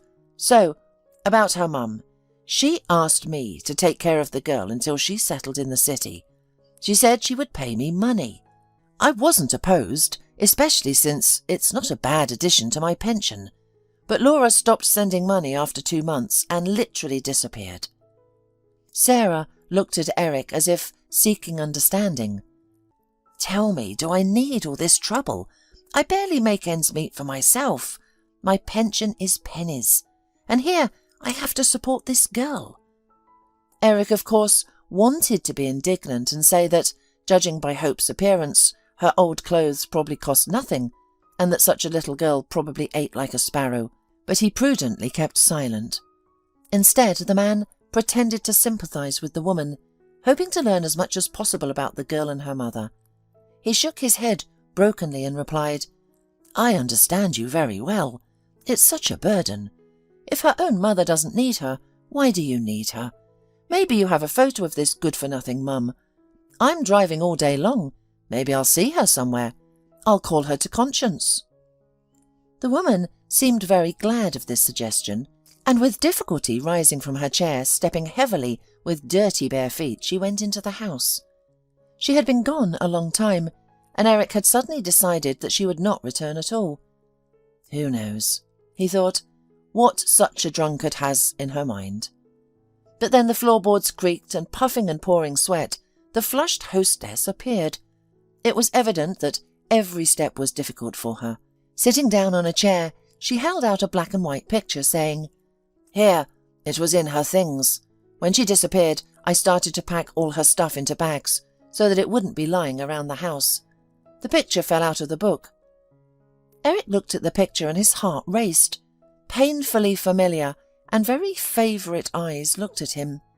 He immediately remembered how he had once been in love with this girl, and the feelings were mutual.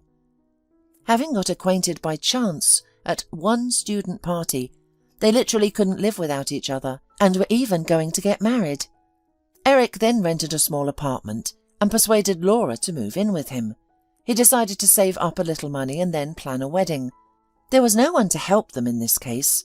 He himself was an orphan. His parents died in a car accident.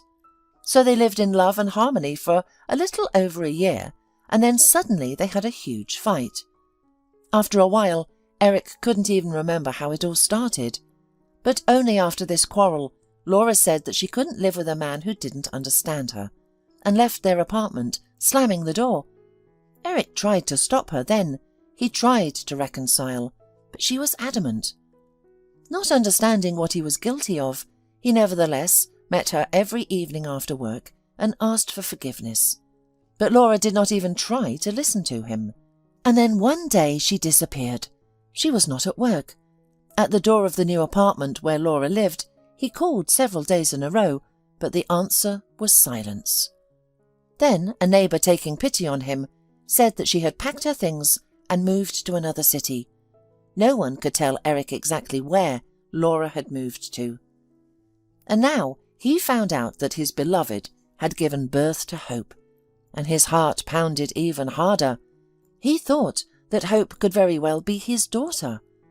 Therefore, he couldn't leave her with that terrible woman in such a miserable place. He decided to take her with him. "You know what? How about I take Hope with me?" He started the conversation. "I'll buy her some clothes, get her ready for school." For some reason, Eric thought that Sarah would be happy, but it was not so. She suddenly shrieked indignantly. "What do you mean, you'll take her? I'm not giving her away for nothing. I put so much money and effort into her. Her mother will come, and I'll demand money for all the time I've been feeding her girl." Eric was amazed at how greedy that woman was. Even in this situation, her intoxicated brain was not thinking about the fact that the girl would be taken away by a stranger, but how to benefit from this situation. Realizing what she was getting at, Eric took out his wallet, counted out some large bills, and handed them to the woman. Sarah's eyes sparkled, and she wanted to snatch the money, but Eric deftly yanked his hand away. Seeing the surprised look in the swollen eyes, he said in a formidable voice, "I will give you this money if you give me Hope for good. I will take her away and we will disappear from your life, and you, in turn, will not remember about it." The woman nodded her head again, like a Chinese dummy, as if afraid that Eric would put the money back in his purse, and quickly rambled, of course, yes, take her away. I'll be only too glad. And I swear never to remember. Yes, you can even adopt, and if you like, take custody. I don't know what they do in cases like this. Why should I remember her? I'll be relieved to be rid of this burden." After overhearing all this conversation, Hope was already standing on the porch with a bag a minute later. "What do you have there?" Eric asked, pointing to the load. The little girl, embarrassed and looking down, timidly replied, "I'm going to live with you now, so these are my things." Eric gently stroked her head and smiled, saying, "I don't think there's anything valuable in there. Let's leave these rags here and buy you all new things." She looked at him incredulously, then at the bag, but still placed it on the floor. On the way back to the city, Eric thanked God for the opportunity to meet Hope. He had always dreamed of having a daughter or son, but his fiancée Lisa always threw a tantrum about it. She didn't want to give birth herself, citing health difficulties. When Eric suggested adopting a baby, she initially agreed, but then categorically refused at the last moment. She always said that she wanted to live for herself and that she didn't want to be tied down with children. Eric found it difficult to hear this because he had always wanted a large family with many children, but it seemed that Lisa didn't share his plans. However, now that he had met Hope and learned that she was the daughter of his former lover, and possibly his own daughter, everything was decided. It didn't matter how Lisa would react to the girl's arrival, but Hope would not go back to that cruel woman. Upon entering the city, Eric decided to stop by the office first and try to explain everything to his boss. He had minimal hope of being understood. When he saw his boss's anger, distorted face from the doorway, he realized that any chance of understanding had vanished before it even appeared. For about 10 minutes, the boss yelled at Eric, calling him irresponsible, insolent, and lazy for not wanting to work. When Eric tried to explain about the flat tire and the girl he had picked up, Mr. Park banged his fist on the table and shouted, "Stop telling me your fairy tales. If transporting beggars and homeless people is preferable for you than working on me, then go ahead. This is not appropriate for my taxi company. Get out, and I never want to see you again." Eric was actually a little glad in his heart, because he had wanted to leave that tyrant for a long time. Leaving the office, Eric realized that the turmoil of the day was not over yet. He still had to sort things out with his bride, Lisa, but regardless of the outcome of their conversation, Eric was going to formalize his guardianship of Hope as soon as possible. Before going home, he decided to change the girl's clothes. Calculating the remaining amount of his paycheck, he breathed a sigh of relief. There was enough money for a couple of outfits for Hope and their immediate needs. He hoped to find a new job quickly. Hope, waiting for him in the car and seeing how lost in thought he was when he returned, spoke up as if she understood everything, saying, "Don't worry, everything will be fine for you. I can feel it." Strange as it may seem, Eric did feel some relief at that moment. He turned to her, smiled and said, "Well, if you feel that way, then I believe you. Now let's go buy you some new outfits.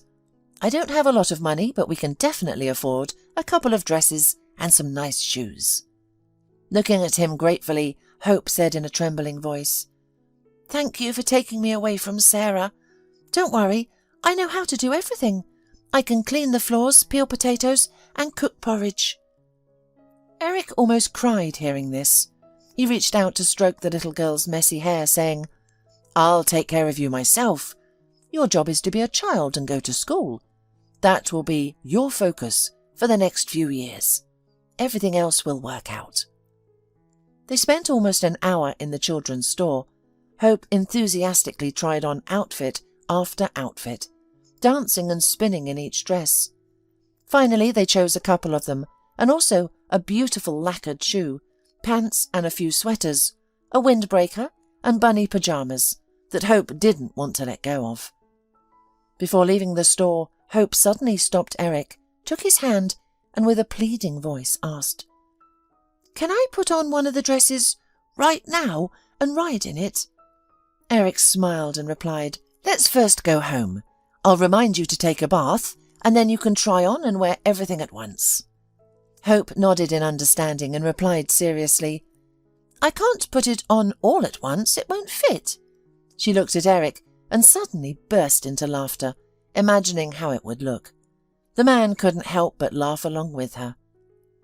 They arrived at the house in a wonderful mood, which was quickly spoiled by Lisa as soon as they entered the apartment. Eric introduced Hope to her, but Lisa stood across the corridor, propped her arms on her sides, and indignantly said, "Are you crazy? You've brought a dirty ragamuffin home. Don't tell me you're adopting her." In a tone that brooked no objections, Eric sternly replied, "Don't you dare insult the child. I'm tired of indulging your whims and waiting for you to make up your mind. The girl will live here now, and in the next few days I'll start the custody paperwork." At that moment, Eric noticed that Hope stood there, shrinking fearfully, just like she had in the village when Sarah yelled at her. Eric took her hand and whispered softly, "Don't be afraid. I'm with you. And remember, you said everything would be all right." Lisa tried to continue the conversation by screaming, "Fine then. I'm not going to live under the same roof as this lazy little brat. It's either her or me." Eric took the frightened Hope in his arms and, pressing her against him, firmly stated, "I choose the child. The matter is closed. I hope you can pack your things in half an hour." What followed was a real nightmare. Lisa yelled insults at Eric and the girl, gathering her things in a bag. She deliberately smashed all the photos of them together, scattering them around the apartment. Seeing how frightened Hope was, huddled in the corner of the sofa, Eric decided to protect her from this nightmare. He whispered, "Why don't we run away? We could buy some ice cream and eat it in the car until that screamer disappears." The little girl nodded happily, and they immediately left the apartment holding hands. Before leaving, Eric looked into the room where Lisa was still raging and said angrily, "Don't forget, you have half an hour. If you don't, I'll have to help you, and I don't think you'll like it." Not listening to what the scandalized woman shouted after him, he closed the door and, taking Hope by the hand, left the apartment. With a light heart, he was ready to start a new life, now with a beautiful child he had long dreamed of. Eric looked at Hope, and they both smiled at each other almost simultaneously, feeling happy as they walked outside hand in hand. It seemed like nothing could ever separate them. After buying ice cream, they decided to sit on a bench in the yard and started talking about all sorts of nonsense. Hope was a very curious and sociable child, and Eric was happy to answer all her questions. After a while, Eric saw Lisa storming out of the entrance in a fury, saying something indignantly to the cab driver. She hastily threw her things into the trunk, got into the car, and disappeared from Eric's life forever. When they returned home, as promised, Eric filled the bathtub with fragrant foam for Hope and went to prepare dinner himself. Despite everything that had happened during the day, he felt light and hopeful. For a whole hour there was singing and splashing water from the bathtub. After preparing mashed potatoes with sausages and placing a fresh tomato on a plate, he called out cheerfully, "Hope, the water must be cold. Come out already." "Please," the girl pleaded, "just 5 more minutes, and I added a little warm water." When Hope finished splashing around in the bathroom, she came out, glowing, and said quietly, "I have never seen so much water. Sarah used to bathe me, but it was in a small tub. I couldn't stay in there for long." Eric smiled and affectionately stroked her wet hair. "You'll see. We'll go to the sea together." That night, Hope fell asleep almost instantly, barely touching the pillow. Eric, however, couldn't sleep. He kept thinking about Laura, Hope's mother. He needed to find her. Something must have happened to her, he thought. He knew her too well to believe that she would easily abandon her child. Eric remembered how they used to dream about having many children together. He recalled how Laura used to take care of the neighbours' kids and play with them happily. As morning approached, Eric suddenly remembered an old friend from school. They used to attend soccer games together. Recently they had bumped into each other on the street. Eric learned that Bob had joined the police force after the army and was now married with twin daughters. Thinking that Bob might be able to help him find Laura, Eric called him early in the morning. They agreed to meet for lunch. Eric shared every detail of his first love, their argument and Laura's disappearance. He also gave Bob a photo of Laura and asked him to find out as much as possible. When Bob called and suggested meeting at the same cafe where they had met for the first time, Eric didn't know whether to feel happy or worried. As he walked towards Bob, his heart raced. He feared the worst, that Laura might no longer be alive. "Hi," Bob greeted Eric, extending his hand. He then shared everything he had learned. Laura had been working as a housekeeper for a wealthy man for a while.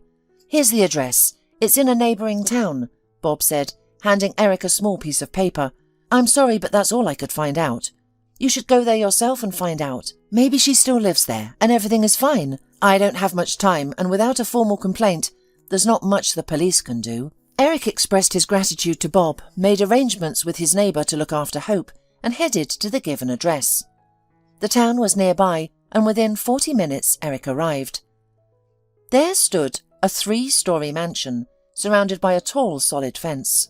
Eric hesitated for a moment, but finally pressed the intercom button. A couple of minutes later he heard a click, indicating that the gate had been opened. The voice that welcomed him through the intercom startled him. "Good afternoon, please come in." At first Eric wondered how the owners of such a grand mansion would allow a stranger to enter so easily, but as he stepped inside he understood. 2 well-built bodyguards in tracksuits stood in front of the entrance, eyeing him intensely. The door to the house opened and a tall grey-haired man appeared on the porch. "Who are you? What can I do for you?" he asked. Eric didn't know where to begin, so he explained that his former fiancée was missing and he was desperately looking for her. At that moment, a short, thin woman of a similar age to the owner approached them. "I apologise for eavesdropping," she said in a soft voice. "We haven't been out much lately, but if you show us a picture of the girl, we might remember if we've seen her." Eric quickly retrieved the photo Sarah had given him from his inside pocket. Out of the corner of his eye, he noticed how the guards tensed as he reached into his jacket. They seemed ready to attack him at any moment. When the woman saw the photo card, she gasped. If it hadn't been for her husband supporting her, she would have fallen. Eric helped her sit down on a wicker chair and one of the guards brought medicine and water from the house. As the woman regained her composure, her husband began to speak. "I'm sorry, but we know this young woman, and it's a very painful topic for us. Laura used to work for us as a housekeeper. We had no complaints about her work. She did everything well and quickly. But the problem was different. Our son Stuart fell in love with this simple girl, and there was nothing we could do about it. She felt the same way, and we couldn't stop them. We even laid her off, but it made no difference. They started dating in secret, as our security guard informed us. Then we sent our only son to study abroad, and that's it." At that moment, Eric's heart clenched, and he felt a pang of jealousy stir in his soul. The woman calmed down a bit and spoke in a trembling voice, filled with excitement. "If we could bring our son back now, we wouldn't say a word against their love, but we can't bring anything back. Our boy is dead. We don't know what happened exactly, but his car went off the bridge at high speed a week later when he returned." The woman fell silent, took a sip of water with a trembling hand, and continued, "We buried him, but we didn't hear anything more about Laura." The woman sobbed and wiped away the tears running down her cheeks. After saying goodbye, Eric walked out through the gate and stood there confused, not knowing what to do or where to look next. Suddenly, he felt an overwhelming desire to see the accident site and its surroundings. When he arrived at the location, he noticed that one side of the bridge was surrounded by farmland. Fields, stretching for many kilometres, were planted with various cereals, while on the other side, just downstream, was a small village. Eric didn't hesitate and he headed there. To his luck, 2 elderly women were sitting on a bench near the third house from the beginning of the village. They were engaged in an emotional conversation, but as soon as Eric's car stopped in front of them, they fell silent. Getting out of the car, he approached them with a smile and said, "Good day, ladies. I'm looking for my friend. She's missing, and her boyfriend died not far from here a few months ago. Maybe you hear or see something that could help me find her?" One of the women looked at Eric curiously, squinted her eyes and asked, "You should go to Caitlin. Her house is the last one on the right side of the road. She sheltered a strange woman, but she hasn't been right in the head. Caitlin found her on the shore, but despite trying everything, she couldn't remember her name or her family." Eric rushed back to the car, shouting with joy, "Thank you, dear ladies." He was certain that the stranger they found on the shore was his Laura. He was relieved that she was alive, and at that moment nothing else mattered. Approaching the house, he immediately recognized her. Laura was sitting at a table under the awning, accompanied by a stern-looking woman. They were cutting apples into a large basin on the table. Greeting them, Eric walked straight to Laura, took her hands in his, and with tears held back whispered, "I'm so happy that you're alive." He gently kissed her hands, but when he looked into her eyes, he saw a bewildered expression. It became clear to him that she didn't recognize him. The woman sitting next to her turned out to be Caitlin, the one who had saved Laura. Watching everything unfold, she asked, "Who are you? I see that you know the poor girl, but she can't remember anything. Her memory is like a blank sheet of paper. Sit down and tell me who you are, where you come from, and what your names are. Maybe it will help jog her memory." Eric started to recount every detail, beginning with the day they first met. However, Laura showed no signs of remembering anything despite his efforts. In a final attempt, Eric decided to bring Laura to his place and introduce her to Hope.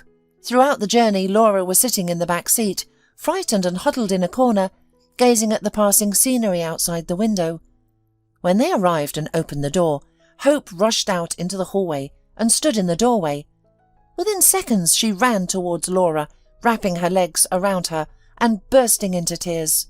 "Mummy, dear, where have you been? I miss you so much. Mummy is back." Laura started to stroke the girl's head, then suddenly kneeled and embraced her daughter, crying. It was clear that she recognized Hope. After calming them both down, Eric prepared dinner for them. During the meal, Laura avoided making eye contact with him, likely feeling guilty. Then she timidly placed her hand on his and quietly apologized, saying, "I'm sorry for everything. Please."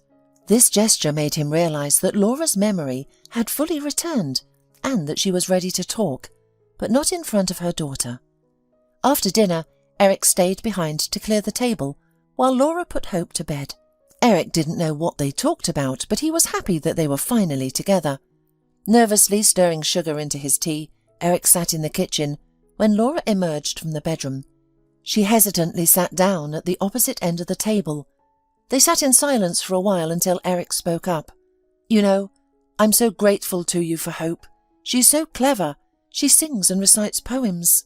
She missed you so much. Why didn't you tell me when we broke up, so foolishly, that you were pregnant? She's my daughter, isn't she?" Laura suddenly burst into tears. Eric, feeling bewildered, didn't know how to react. He tried to calm her down, saying, "What are you crying about, my love? Everything is wonderful.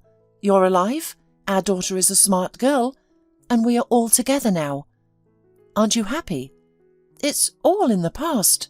It's all behind us." Laura pushed him away suddenly and whispered, "You don't understand anything. Eric, forgive me, but Hope is not your daughter." Eric felt as if his heart had been struck. He couldn't believe what he was hearing, but Laura couldn't be stopped. She continued speaking. "When we broke up, I couldn't stay in that city anymore and went to earn money. A friend of mine arranged for me to work as a housekeeper for a wealthy family. From the very beginning, their son Stuart started showing interest in me.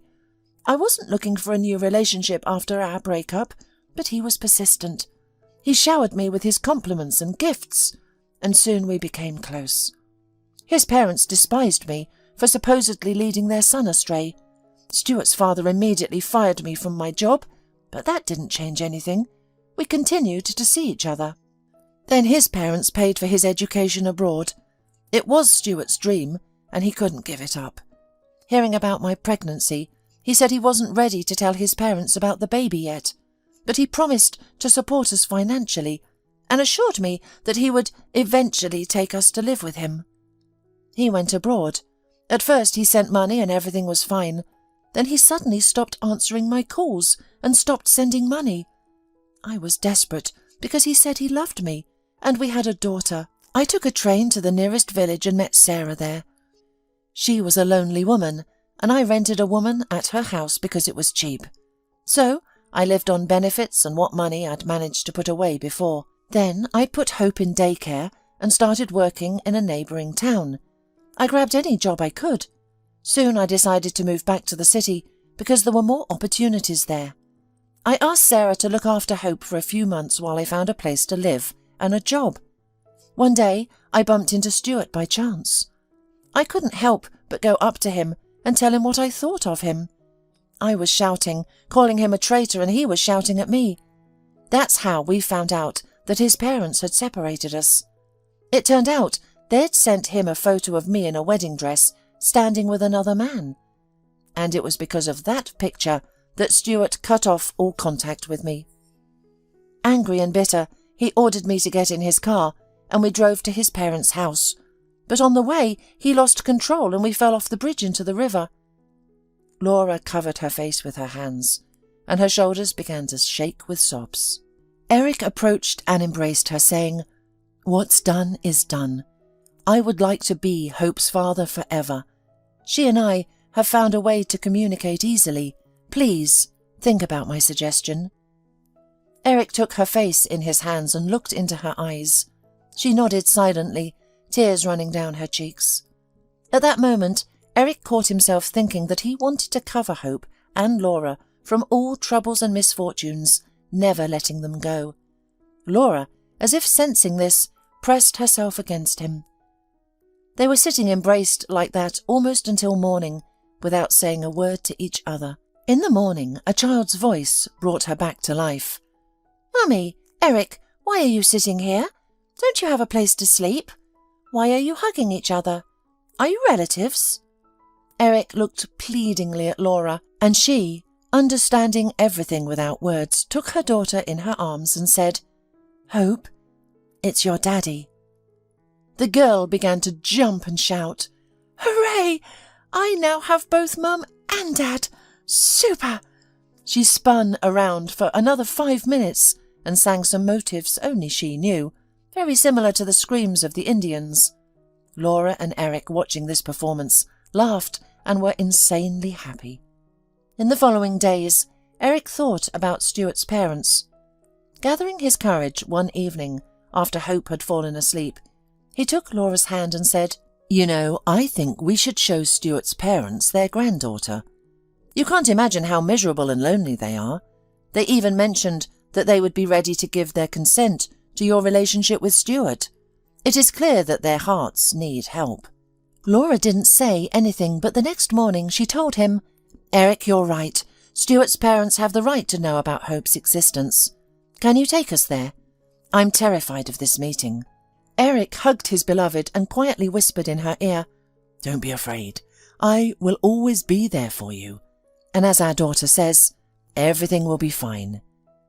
The next weekend they drove to the place where Eric had recently learned about Laura's death.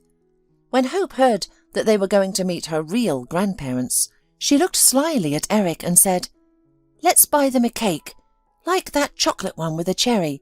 Without waiting for an answer, she immediately continued, "And it's not because I like it, but because you said yourself that people should always visit with a cake."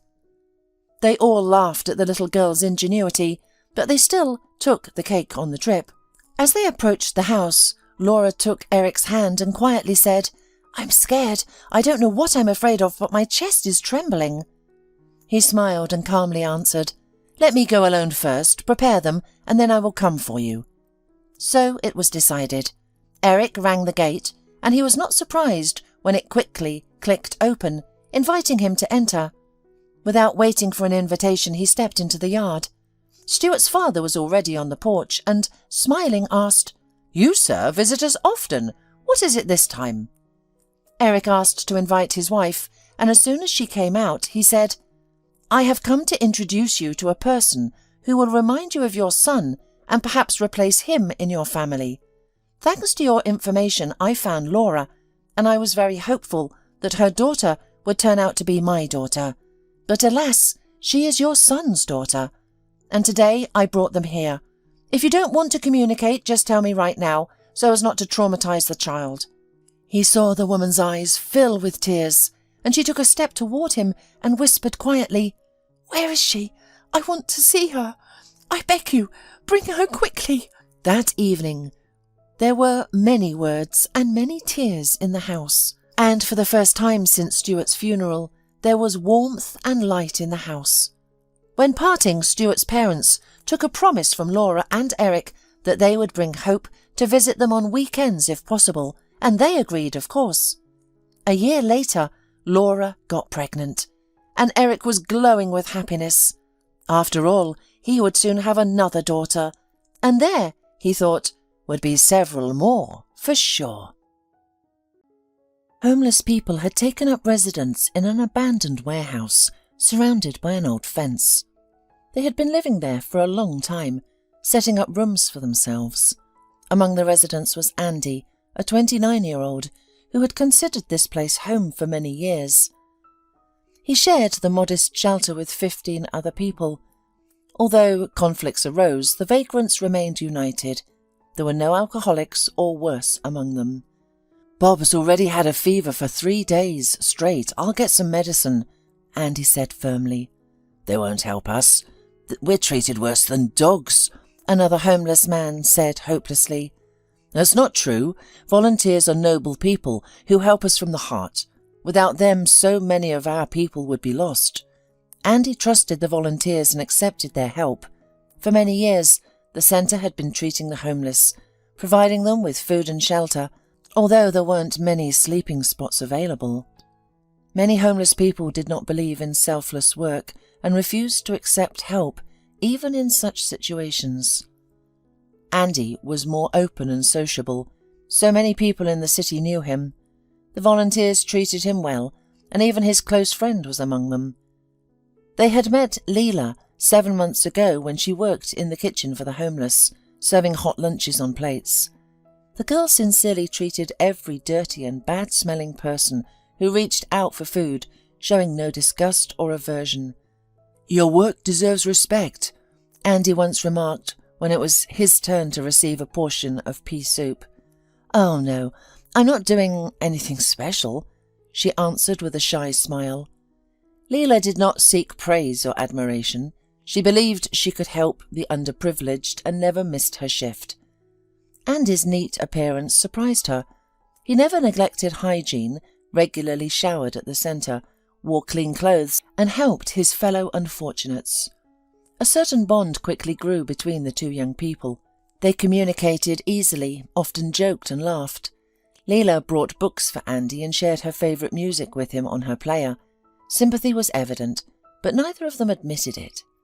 Leela's colleagues often noticed her glances at Andy and expressed concern, saying, "Leela, you don't need him. He's not a bad guy, but what future do you have with him?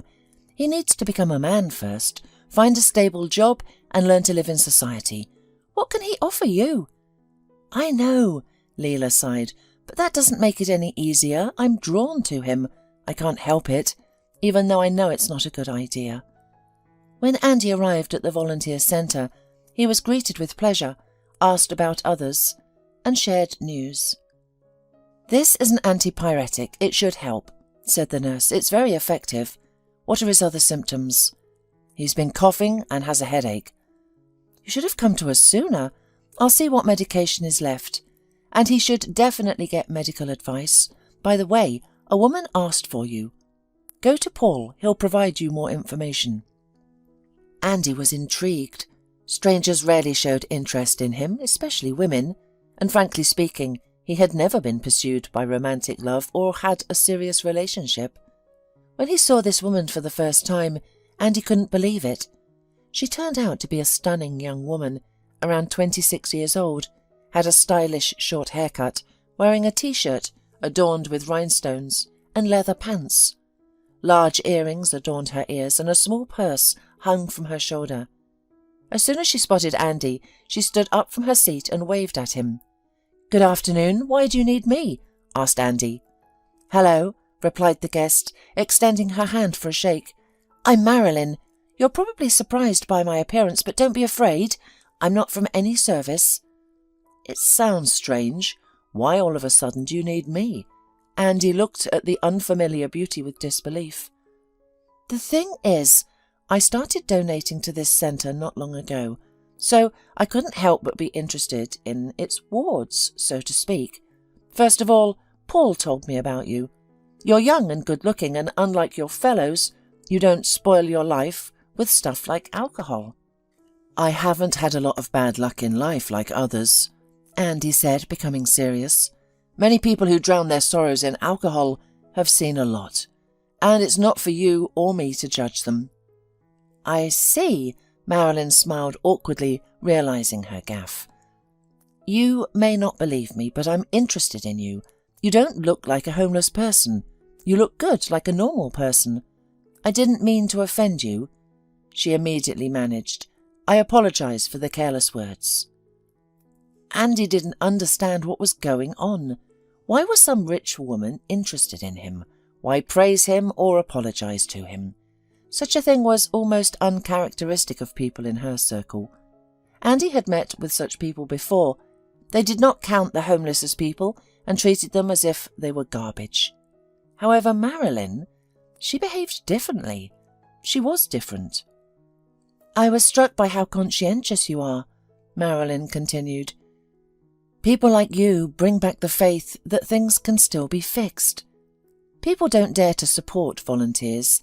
They think that charity is a scam and that the organisers are just pocketing their money. Now I see my donation is going to a good cause. I wanted you, as the most conscientious among your friends, to encourage them to live a normal life. If you get a job and get cured of all addictions, I thought it would be a great example and encouragement to them." Andy knew that some of the wealthy sponsors were involved in supporting volunteer organisations only for the sake of their own image or tax reduction, but they did not interact directly with the homeless. Marilyn seemed smart and sensitive, and it was even strange that a woman dressed so daringly could sympathise with someone and genuinely be eager to help the underprivileged. "Would you mind going out to lunch with me?" Marilyn brought him back to reality.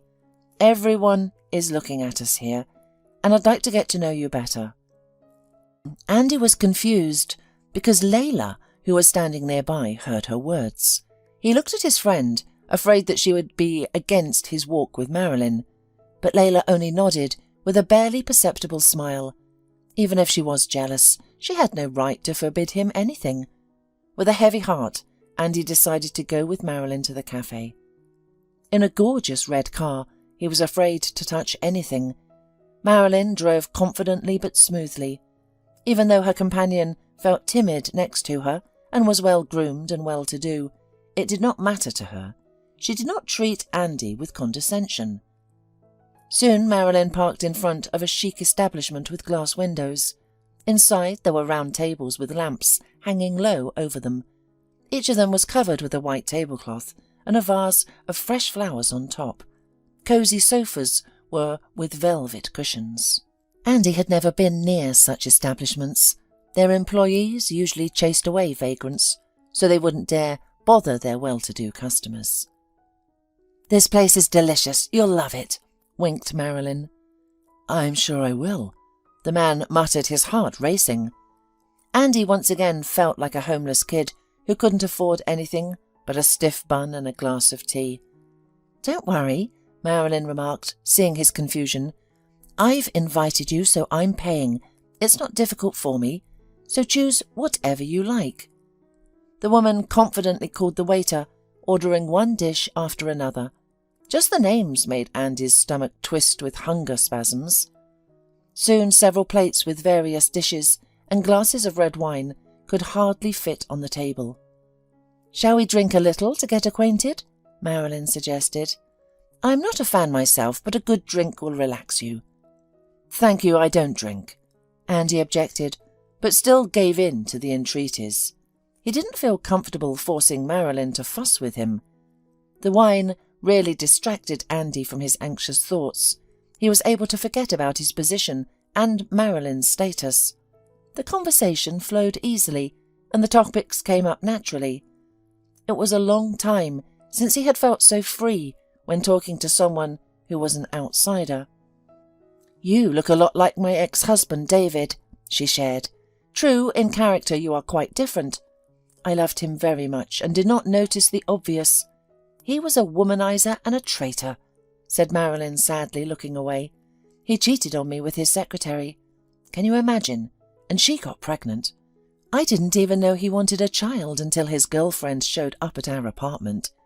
She started telling me how long David had been cheating on me with her, that he was afraid to divorce me.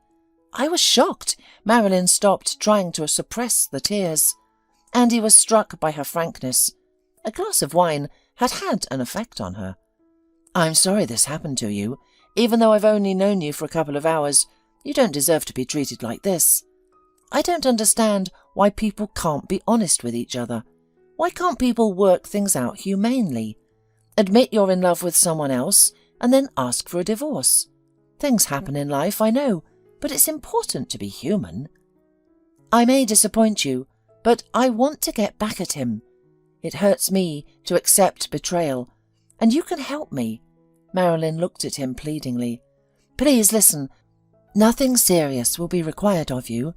I just want to introduce you to my friends and attend a couple of events together as if we are in love. I want people to see us together, you know? I want people to realize that I'm not alone anymore, that I haven't grieved long after my divorce, and I've already moved on."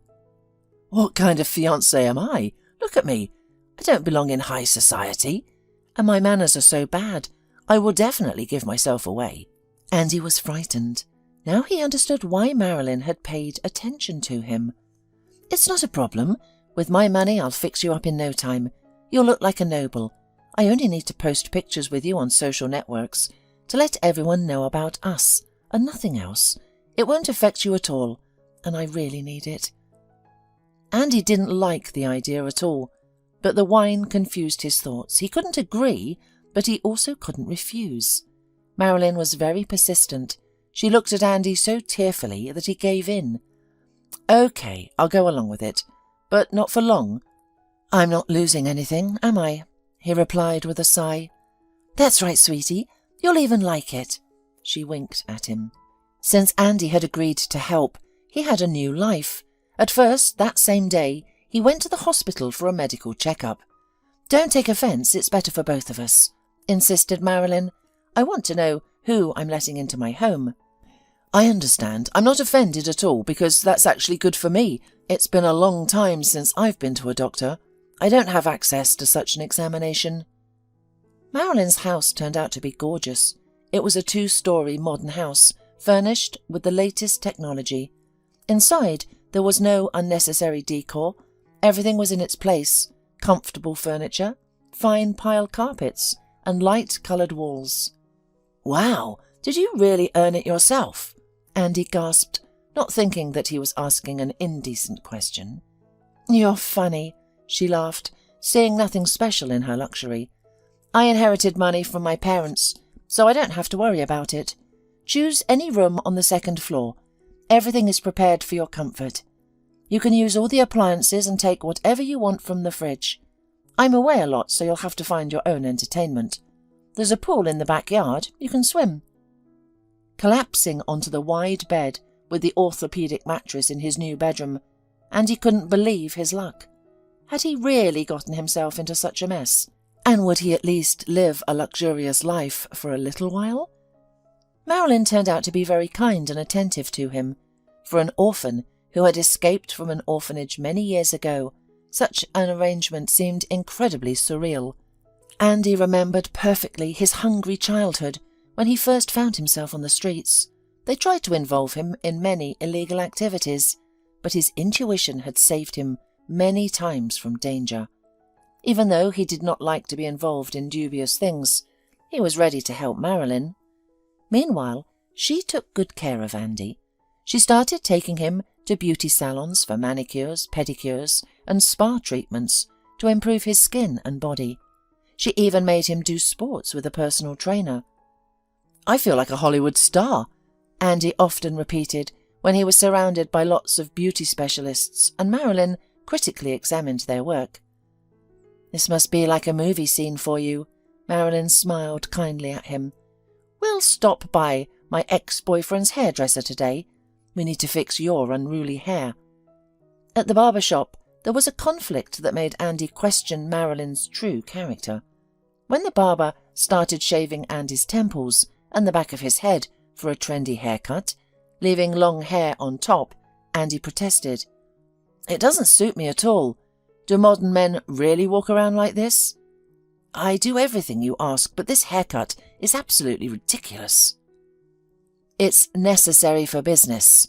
Marilyn cut him off, not willing to hear any further objections. "But it's my body, isn't it? The reflection I see is not me. I don't like it. I don't want to be a laughingstock." "Andy, don't argue. The haircut will be how I want it, and you'll just have to deal with it," Marilyn replied with irritation, reading something important on her phone. This statement offended Andy. Despite Marilyn apologizing for her harshness on the way home, he couldn't shake off the feeling that she was hiding something. He didn't fully believe her words. An unpleasant feeling started to grow inside him. Perhaps Marilyn had a clear plan in which he was just an unwilling pawn. Andy shared his suspicions with Leela. At first, it was not easy for him to communicate with her. Considering he was living in the house of an attractive stranger, he felt guilty about something and didn't want to impose. "This whole thing seemed suspicious to me from the start," Leela said. "What do you mean?" Andy frowned like a child. "You see, rich women don't usually need—" "Homeless?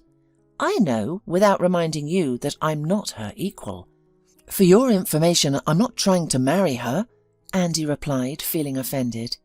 Leela quickly tried to calm him down. "Andy, you know that's not what I meant. It's not about you, it's about her. People like her can't be trusted. People like her are dangerous. Be on your guard. You never know what she's plotting." Leela said the last word with disdain, which didn't go unnoticed by Andy. "I miss you. I miss our conversations so much," he confessed suddenly. "As soon as I finish with her request, we'll meet right away," Andy promised and felt relieved after talking to Leela. He no longer believed everything he saw or heard. Instead of arguing with Marilyn, he became more compliant and immediately agreed to her ideas. But now Andy started to secretly observe her when she wasn't looking. He tried to eavesdrop on her phone conversations to learn more about Marilyn as a person. If she wanted to introduce him to her and David's friends, why hadn't anyone close to her come to her house during this week? Why all the secrecy? Andy wanted to be cautious and not make a fool of himself. If Marilyn posed any danger to him, he had to find out. One day, Andy was looking in the kitchen for a mixer to make dinner and accidentally found the receipts for the house rent in one of the cupboards. He was extremely surprised. Wasn't the house really Marilyn's property? Why had she lied to him? Why does she need such a big house for herself if she doesn't even bring anyone to it? It didn't go unnoticed by Marilyn that Andy had found the letter from the landlord. After dinner, she knocked on his bedroom door and offered to talk over a glass of good wine. "I have something to tell you," she confessed guiltily. "I understand you need an explanation. I'm not as rich as I said I was. David and his mistress fooled me, but I wasn't ashamed to admit it, even to you. I rented this house because I can't afford to buy one yet, and all my friends are fake. They're just gloating. That's how it is in this world, and I didn't want to seem abandoned or broken. I couldn't let David humiliate me like that. I really need you. I shouldn't have kept it from you, but please stay. Marilyn looked at him pleadingly. He didn't know what to say. He felt ashamed that the girl before him was justifying herself while he had suspected her of insincerity. She trusted him, and he had betrayed that trust. I'm the one who needs to apologize to you. I had no right to snoop around your house and invade your privacy. I'm sorry, but you can count on me. Later, when Andy recounted his conversation with Marilyn to Layla, she got angry. Andy, she's leaning on you. I'm really worried about you, Layla said in desperation, trying to awaken her friend's suspicion. We had an honest, open conversation, and now I have a different opinion of her. Marilyn won't do anything bad to me. She herself is going through a betrayal and has sunk almost to the bottom. Since then, Andy and Marilyn's relationship has changed. They began to spend more time together as friends, not just companions. They even did household chores together. Marilyn stopped pretending that she could afford to pay a cleaning company regularly. Gradually, Andy became less embarrassed about his background and felt more confident when interacting with new people. He observed how Marilyn communicated with staff in restaurants and conducted business over the phone. He saw how demanding she could be, and he also wanted to grow up and earn the respect of others. Maybe, after meeting me, you'll be able to realize yourself in society, she said with a smile, teaching Andy about manners. Don't slouch, that doesn't attract anyone. And don't smile like a fool. You should exude power, wealth and confidence. Currently, you look like a boy. You need to create an image for yourself and follow it. Then people will start taking you seriously. You're smart, Andy admitted, although he often found Marilyn's lectures boring. According to her, he did everything wrong. Marilyn criticized his habits, facial expressions, and the positions of his hands and feet. She demanded that he replicate everything exactly as she did. One day, Marilyn woke Andy up early. I need your help, she said, almost crying. I ask of you because I won't be able to do it myself. Yes, I'm listening, Andy responded as he stretched and got up from the comfortable bed. I need you to go to the bank today to withdraw some money. David and I shared an account. When he left for his mistress, he withdrew all the money without my knowledge and then boasted to me that he had hidden it safely in his safe deposit box. That's precisely what I need your help with. I just want the justice to prevail. I want you to take my half of the money. I don't want his money, but he had no right to take my half and leave me with nothing. You have nothing to fear. You're an exact copy of David. They know you well at this bank because you are their VIP client. Look, I just want to punish David for ruining me and our love, and taking his money is the best revenge. Okay, I'll try, Andy agreed, but he felt very uncomfortable inside. But he couldn't refuse Marilyn because he felt he was internally indebted to her for all her efforts and good attitude. Keeping everything Marilyn taught him in mind, Andy entered the bank office. Good afternoon, David. It's been a long time since you've visited us. Mr. Cox, the head manager, greeted him. Hello, I've had some matters to attend to, Andy answered, taking off his sunglasses with a deliberate gesture as Marilyn had taught him. I'd like to check my safe deposit box. Of course, David. Just please provide the passphrase. We trust you, but we've increased security due to a risk in fraud. Everyone, even our most important and valued clients, must go through this procedure. Mr. Cox obligingly spoke with a broad smile. Andy couldn't hide his surprise. Marilyn hadn't warned him about a passphrase. What was it, anyway? Suddenly, Andy felt a knot in his stomach. He realized that something was not going according to plan.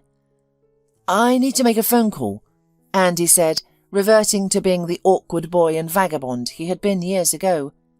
At that moment, Mr. Cox, who suspected something was wrong, pressed the panic button. Marilyn didn't answer the phone.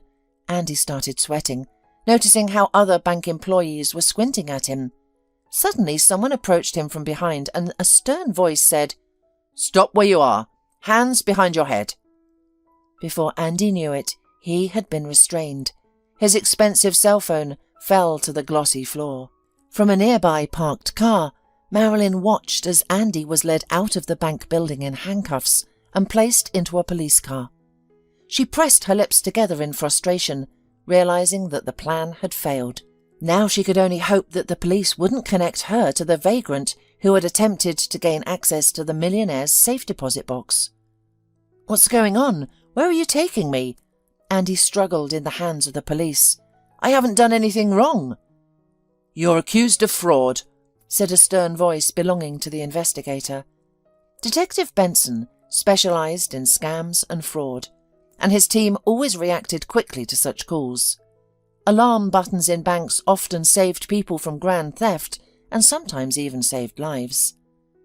"So," Detective Benson began in the interrogation room, "you have no documents with you. Your name doesn't tell us anything either. Who are you? I want to warn you, you may have big problems if you continue to claim that you know nothing." "But I'm really not a scum, and I didn't mean any harm. I came to collect money that rightfully and justly belonged to the deceived wife. Her name is Marilyn, and her last name... God, I don't even know her last name." Andy panicked even more. "She said it's an ordinary procedure. I didn't know it wasn't allowed, and I didn't know I was doing anything illegal. I would never have overstepped the law." Mr. Cox, who was watching the interrogation from the other side of the glass in the meeting room, explained to another policeman, "He's lying. This crook is dressed exactly like our client David Rutherford.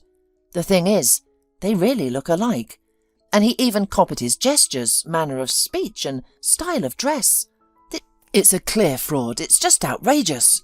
What a fool you have to be to try something like this." "Mr. Cox, calm down. The theft has been prevented thanks to your vigilance." Meanwhile, Andy was completely confused. He began to recover from the shock, and his consciousness started to piece together what had happened.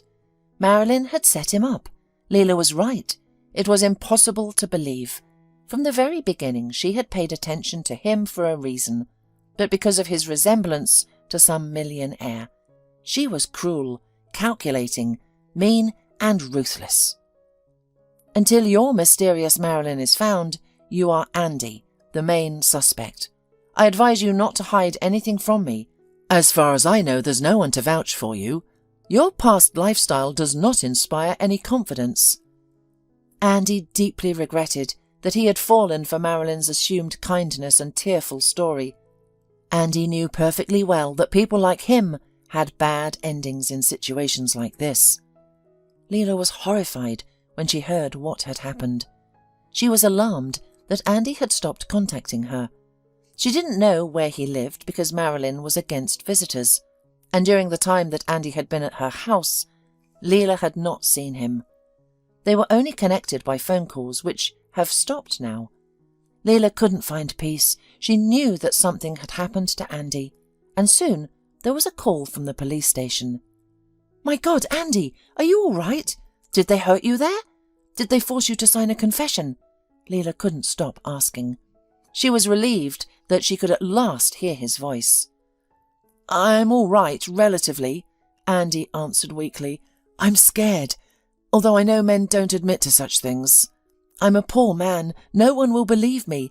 The cops are just trying to frame me, close the case and get a bonus." "You need a good lawyer, but where can we get the money?" Leela grabbed her head. "I'll borrow some. I'll ask the guys from the centre to take part in it, and we'll get you out. I won't let them put you in jail," she repeated through her tears. Soon, Leela came across an article on the internet from the city community, which stated that a homeless man pretended to be a millionaire to empty his safe deposit box. She couldn't believe her eyes when she saw a picture of that wealthy man, who looked extremely similar to Andy.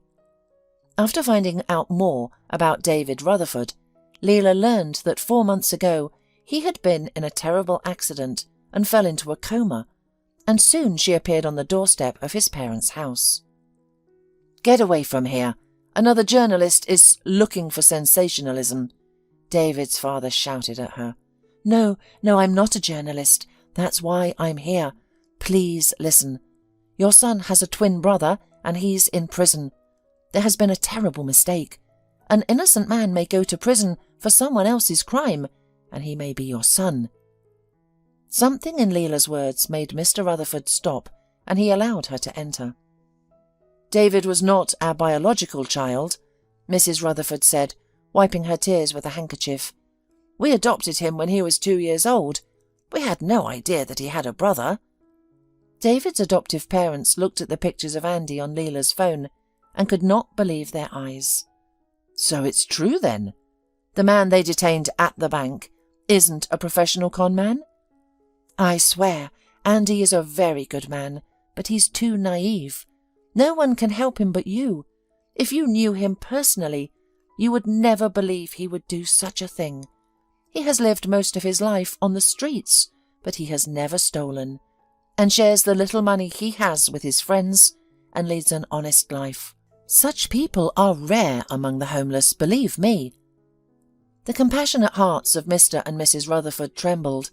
They decided to visit the police out of curiosity to see David's potential brother. "My God, they really look identical," sobbed Mrs. Rutherford when she saw Andy. "Honey, we have to get him out at any cost. He seems to be the only relative of our David. We cannot let him be treated like this." "But we don't know what kind of a person he is. Leela's story is not enough. I can see that she is genuinely concerned about him, but that's not the main thing," Mr. Rutherford replied. After the conversation with the investigator, many things became clearer for the Rutherfords. So far, Andy is the only suspect. Marilyn, who, according to him, is behind the Rutherfords, could not be found. She made a donation to a volunteer centre for the homeless, but her details turned out to be false. She was obviously well prepared, and the fact that Andy knew nothing about her except her name made it even harder. The investigator said. "So Andy is just a pawn, right?" Mr. Rutherford clarified. "We'll hire the best lawyer for him and get him released on bail. While you're working tirelessly, an innocent man is sitting behind bars, and the real swindler is walking free." Andy spent about another week in jail, and then he was released on bail. When Andy was released, Leela threw himself around his neck right in the courtroom. "Thank God you're free now," she clung to her friend. "I was so worried. I couldn't eat or sleep." "Thank you for believing in me, and thank you for not giving up on me. I was such an idiot to fall for the fairy tales of a beautiful life. I don't need anything without you." "There seems to be something we don't know." Mr. Rutherford coughed tactfully into his fist. Leela quickly stepped back from Andy and adjusted her clothes. "Andy, these are your alleged twin brother's parents. They are the ones who got you out from behind bars." Thank you so much." Mrs. Rutherford couldn't help but hug Andy, as if he were her own son. "We are overjoyed that you are now free. We didn't know you existed." She and her husband offered Andy a place to live in the house where David had grown up. At first it was awkward for them to communicate, but they overcame it. They showed him pictures of his brother and told him about his life growing up. "I didn't know about David's existence. Why wasn't I told anything? I was too young to remember him. Why were we separated?" Andy wondered. He was amazed at how differently his and his brother's lives had turned out. "We should talk to the headmistress of the orphanage. She is quite active and is aware of the lives of her students," Mrs. Rutherford suggested. "I don't know if it was legal for them to keep you from us, but what she did was inhumane. She deprived you of the opportunity to grow up in our family. We would have taken both of you. David was such a lovely baby." Mrs. Morland, the director of the orphanage, was about to leave her office. It was clear that she took personal pride in the successful lives of her pupils and graduates. One wall was adorned with portraits of accomplished persons, including David Rutherford. Throughout her many years in this position, Mrs. Morland had witnessed a great deal. She believed that she was doing an excellent job by pursuing what she considered to be the right policies. When David's parents entered her office, she immediately recognized them, but mistook Andy for David. "I'm very proud of your son," she said in an ingratiating tone, knowing that there were wealthy people in front of her. "David, you were such a clever boy." "Thank you, but I'm Andy, the very twin brother whose existence you didn't inform these people about. You illegally separated me and my brother." "Good heavens!" cried the headmistress, already struggling to bear the shocks of life, and collapsed into her chair. Grasping her heart, she wailed, "How could this be? Did fate try to bring you two together?" "Exactly, fate. There's no other way to put it," replied the angry Mrs. Rutherford. "I heard what happened to your David, but I thought he had recovered. What a tragedy. But at least now the family is all together." Mrs. Morland tried to salvage the situation. "You've almost lost one son, but gained a second. God is watching over your family." "How could you live peacefully knowing that you had ruined one child's life? Why did you keep him from us?" Mrs. Rutherford persisted. "We could have given him a better life. He wouldn't have had to wander the streets feeling so lonely. He had a brother, his own flesh and blood, and you took that away from him." Forgive me, Mrs. Morland cried, taking her hand. "I have done this to other children too. Many families before you refused to adopt both siblings, so both stayed with us. But I wanted to do what was best, to give at least one of the brothers a chance to find a family. I understand how tragic your fate was after you ran away. I understood you were wandering the streets, but please forgive me. I am guilty before you." Mrs. Morland's tears were interrupted by a phone call. "It's my daughter. She's waiting for me downstairs. I'm just about to leave. Joan and I are in a hurry to catch her train. She's going to the capital on a business trip. I have to end our conversation. I'm really sorry." When Andy, accompanied by Mrs. and Mr. Rutherford, went outside, he froze in place.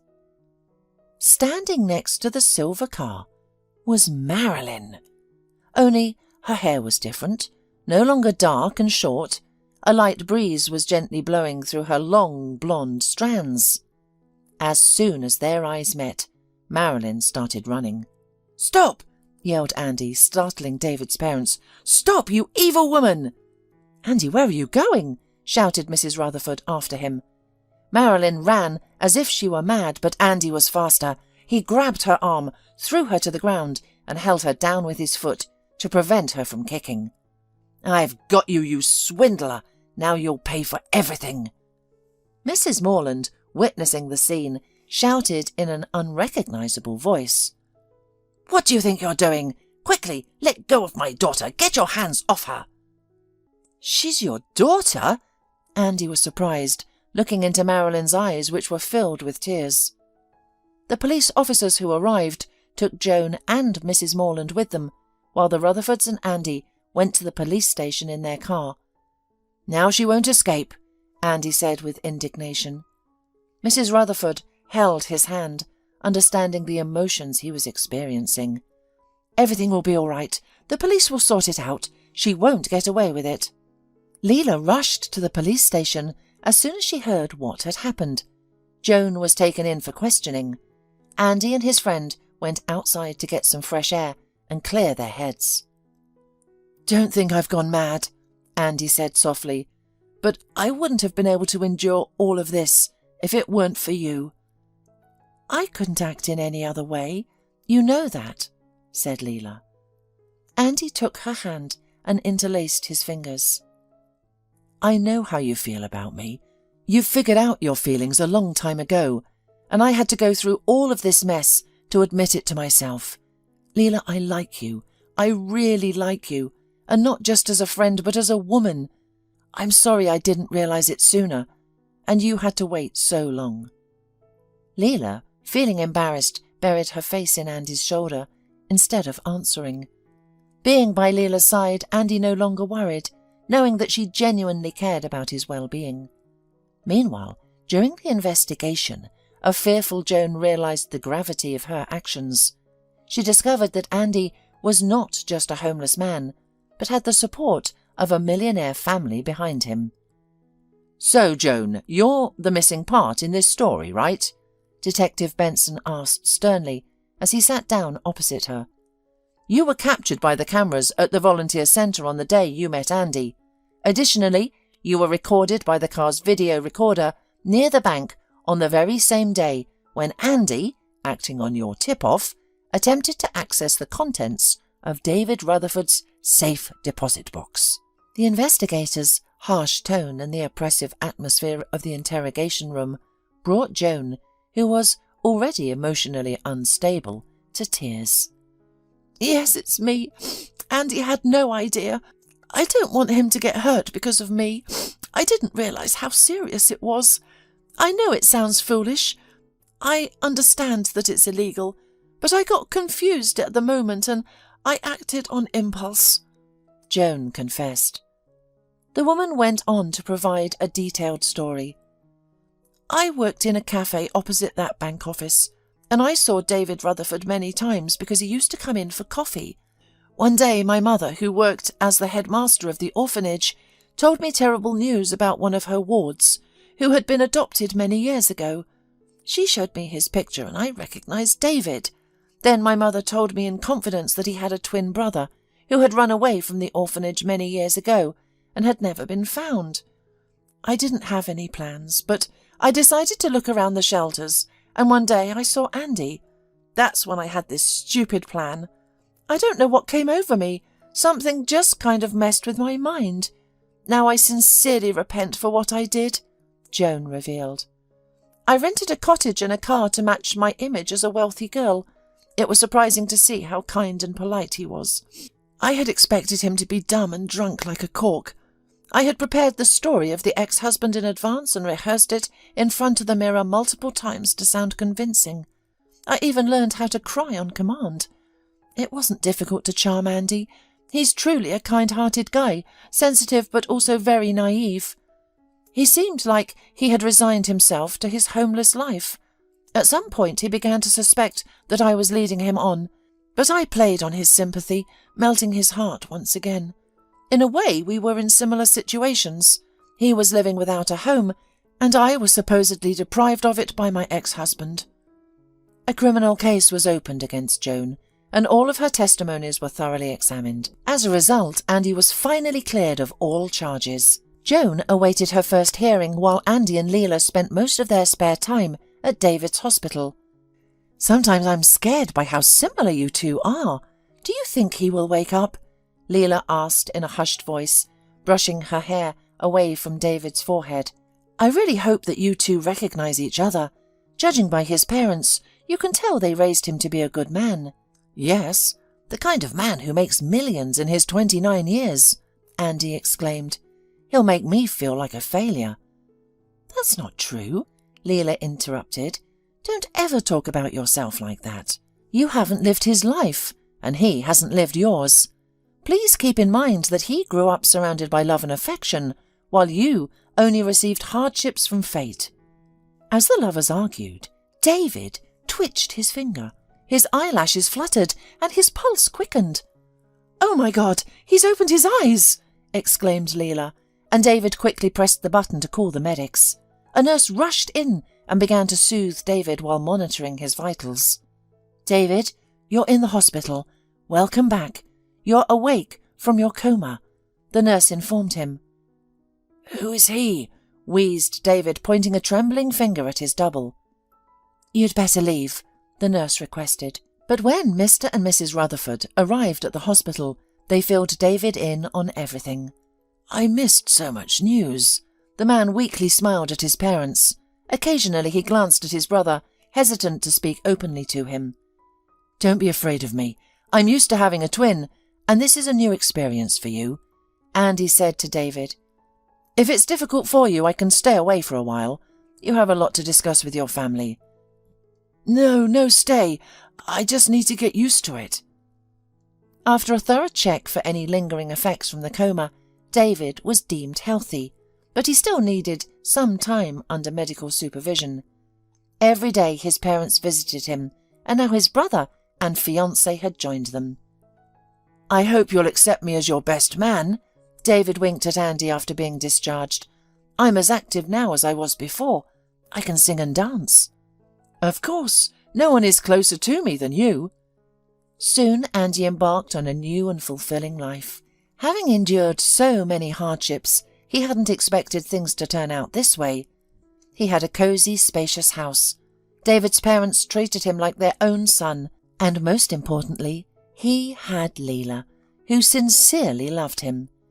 He had proposed to her quite unexpectedly after another shift at David's bedside while he was still in a coma. "I want to spend my whole life with you. I can't imagine being with any other girl," Andy confessed to his beloved during a walk along the embankment. "I love you very much. Please, Leela, be my wife. I promise you won't regret it." When Andy presented a modest ring in a blue velvet box, she cried out, "God, of course, yes, I agree." With a shaking hand, Andy slipped the ring onto Leela's finger and kissed her hand. From that moment on, they were inseparable. Only their closest friends were invited to their wedding. Many volunteers who knew Andy and Leela toasted to the happiness of the newlyweds. They also invited some homeless people to the wedding, ensuring they looked presentable. "I'll never forget where I was raised," Andy vowed to them, and he kept his word. Very soon, David brought him into the business. They worked together seamlessly, finishing each other's sentences and anticipating each other's actions. They complemented each other perfectly in their work and surprised each other with their ideas. Of course, this did not happen immediately, but thanks to the fact that David paid for his brother's education and personally trained him. Now, Andy, receiving a decent salary, regularly made donations to the Familiar Volunteer Centre. As for Leela, she didn't give up her voluntary work. Together, the couple organised dinners for the homeless during major holidays, providing everyone with useful gifts.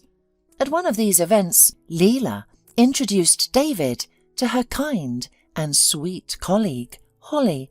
From then on, David became a frequent guest at the centre. The train was moving fast and beautiful landscapes were passing by outside the windows. There were still 8 hours of travel ahead of Amber, but she was already mentally at home. Her business trip had been reduced in a few days, and as soon as she heard the news, she hopped on the first train that would take her back to her hometown and her beloved husband. What luck, Amber thought. Tonight I'll be home and we can celebrate our little anniversary together. Miles will be so surprised to see me on the doorstep. I'm right not to call him. Let it be a real surprise. It's okay if he's not prepared for a romantic atmosphere. I can surprise him myself. I'll buy candles and rose petals, just like in the movies, leading from the bathroom doorstep into the bedroom. And I should also get a bottle of wine that will make us a little dizzy. Amber loved her husband with the same reverence she had felt years ago. It was their 5th wedding anniversary today, but in reality, they had been together for over 10 years, since high school. As she gazed out of the train window, Amber fondly remembered how Miles had been when they first met. In the middle of their graduation year, a new boy had come to her class. His name was Miles, and at first sight, Amber didn't like him. He was brash and cocky, but he excelled academically. "What are you reading?" he asked her one day during recess.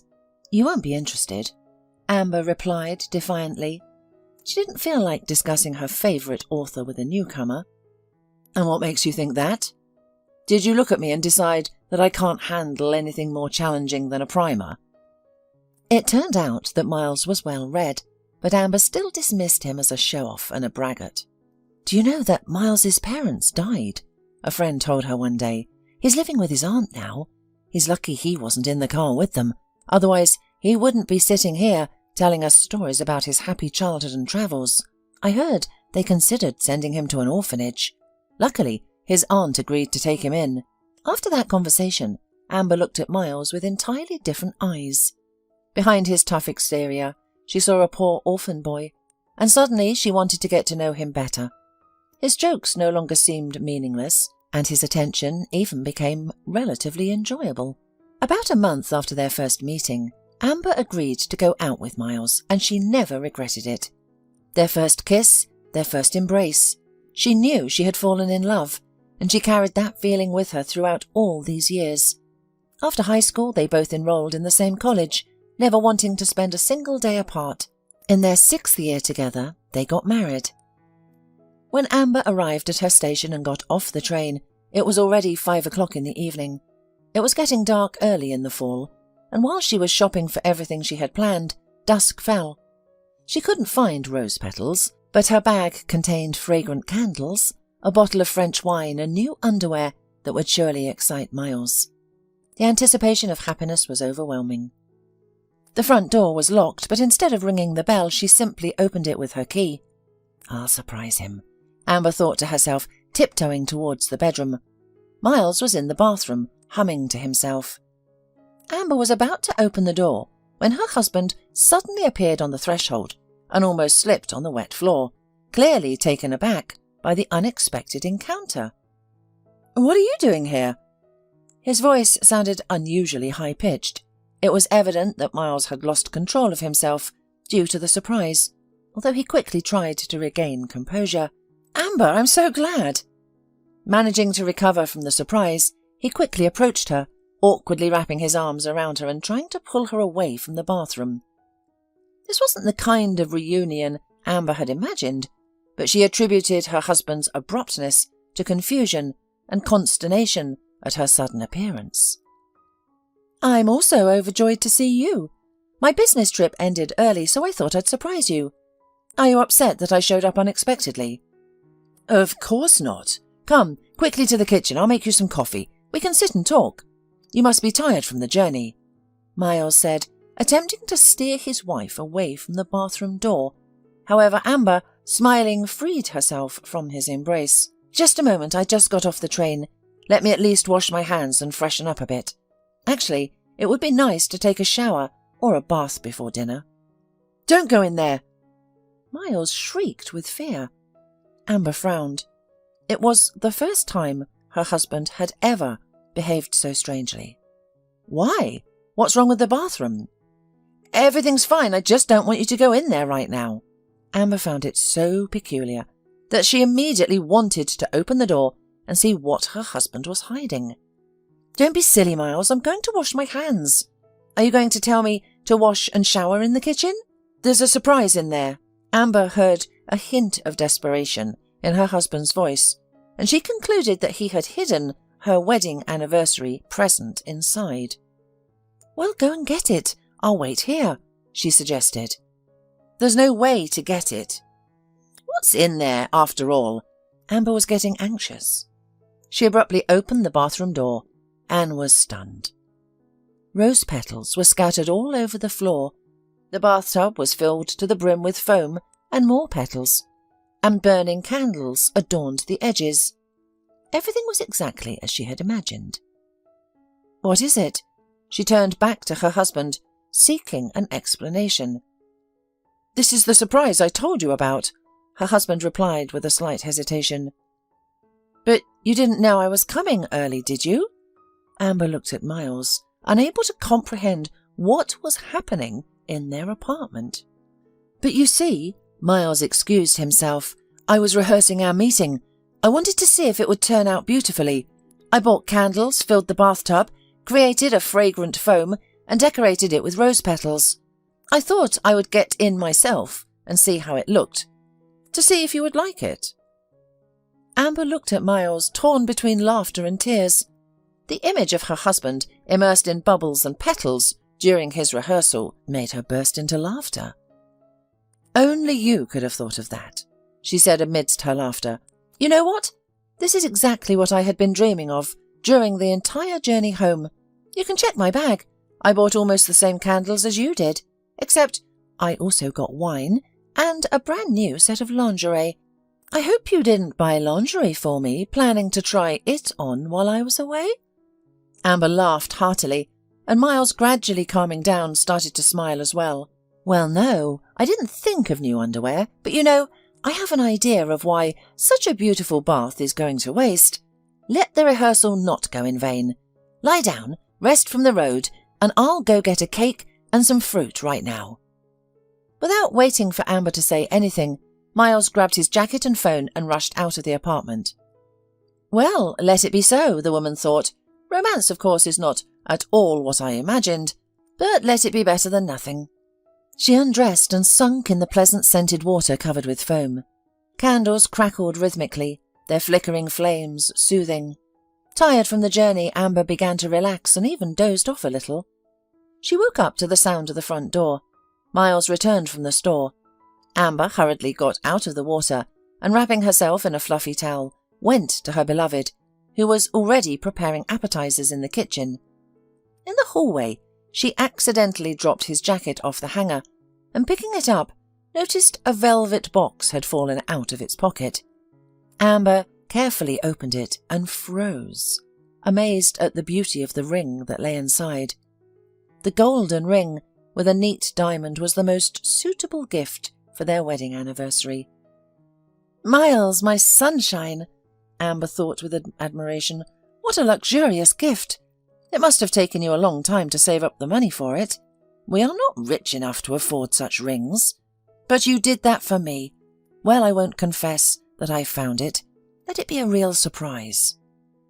Amber carefully put the box with the ring back in the jacket pocket and, as if nothing had happened, went to the kitchen. Miles had already set a light dinner.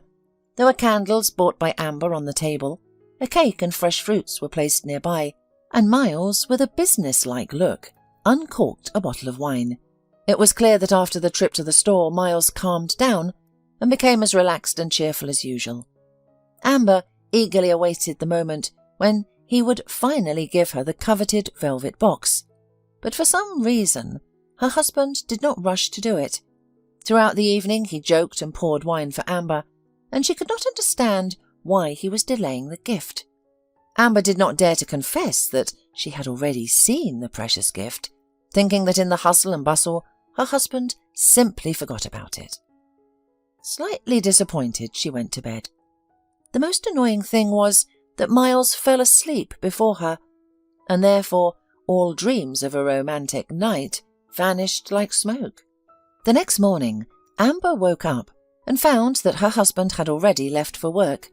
Today she could stay at home and relax after a long trip, so she started cleaning the apartment. Miles's jacket was still hanging in the hallway. He left in a coat, apparently not remembering about the ring. Amber decided to take out the box again to admire the beautiful gift. To her great surprise, there wasn't any box in the pocket.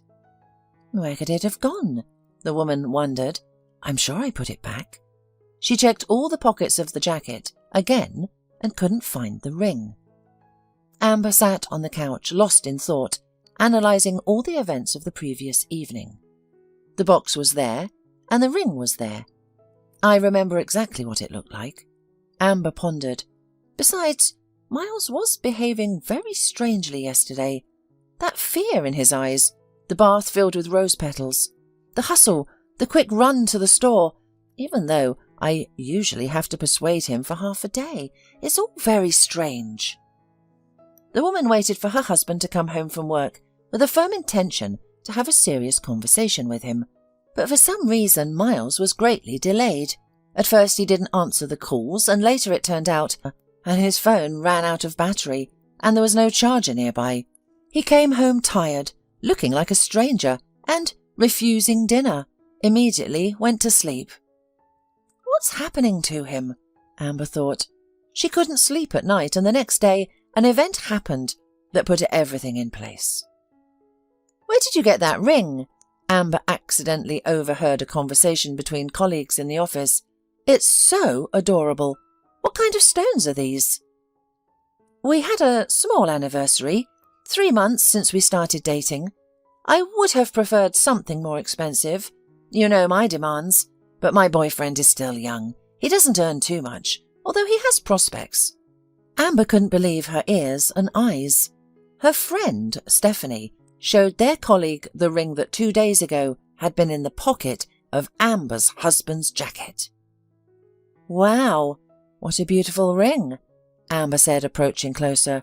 "You're lucky, but why didn't you tell me that you were dating someone?" "Well, you know," Stephanie replied with a hint of shame. "I didn't want to jinx it." "That's strange. You used to run and tell me about your new boyfriends even before dating, at least a week," Amber exclaimed. "Is it that serious? Are you planning to marry him or something?" Without blinking an eye, Stephanie started bragging about how lucky she was with her new boyfriend, how caring and attentive he was, how much he loved her. Amber stared at her friend and couldn't understand how these two could do this to her. Stephanie and Amber had met in their early youth. Stephanie was only 17 when, taking advantage of her strict parents' temporary absence, she decided to go to a nightclub with friends. Unaccustomed to alcohol, the girl quickly got drunk and didn't even realize when her flighty friends disappeared. Amber was celebrating her graduation from college with her classmates. She noticed that a rather shady-looking man sat down next to the lonely, intoxicated girl, constantly pouring some kind of drink into her cocktail glass. Amber decisively approached the table and declared, "Hey, little sister, it's time for us to go. Our dad is waiting for us in the car." The unsuccessful suitor, startled, glanced at the several strong guys who had gathered around Amber and hurriedly retreated. "Dad? My dad?" the girl stammered in fear. "Where? In the car? What car?" "At your home. Do you remember where you live? Well, great. That means we'll go now." Amber called a taxi and took the girl home. Stephanie was feeling sick. She was very unwell, and Amber stayed by her side almost all night. Since then, despite the age difference, the girls have become friends, or rather almost like sisters. Amber, like her older sister, took care of Stephanie, who always needed the advice of her wise friend. The parents did not have time to take care of their daughter. The father worked a lot, and her mother, being naturally very jealous, constantly accompanied her husband on his numerous business trips, leaving her daughter alone. Amber prepared Stephanie for admission to the college, the same one she herself graduated from, and later helped her named sister with her studies. When Amber was getting married, she asked Stephanie to be her maid of honor.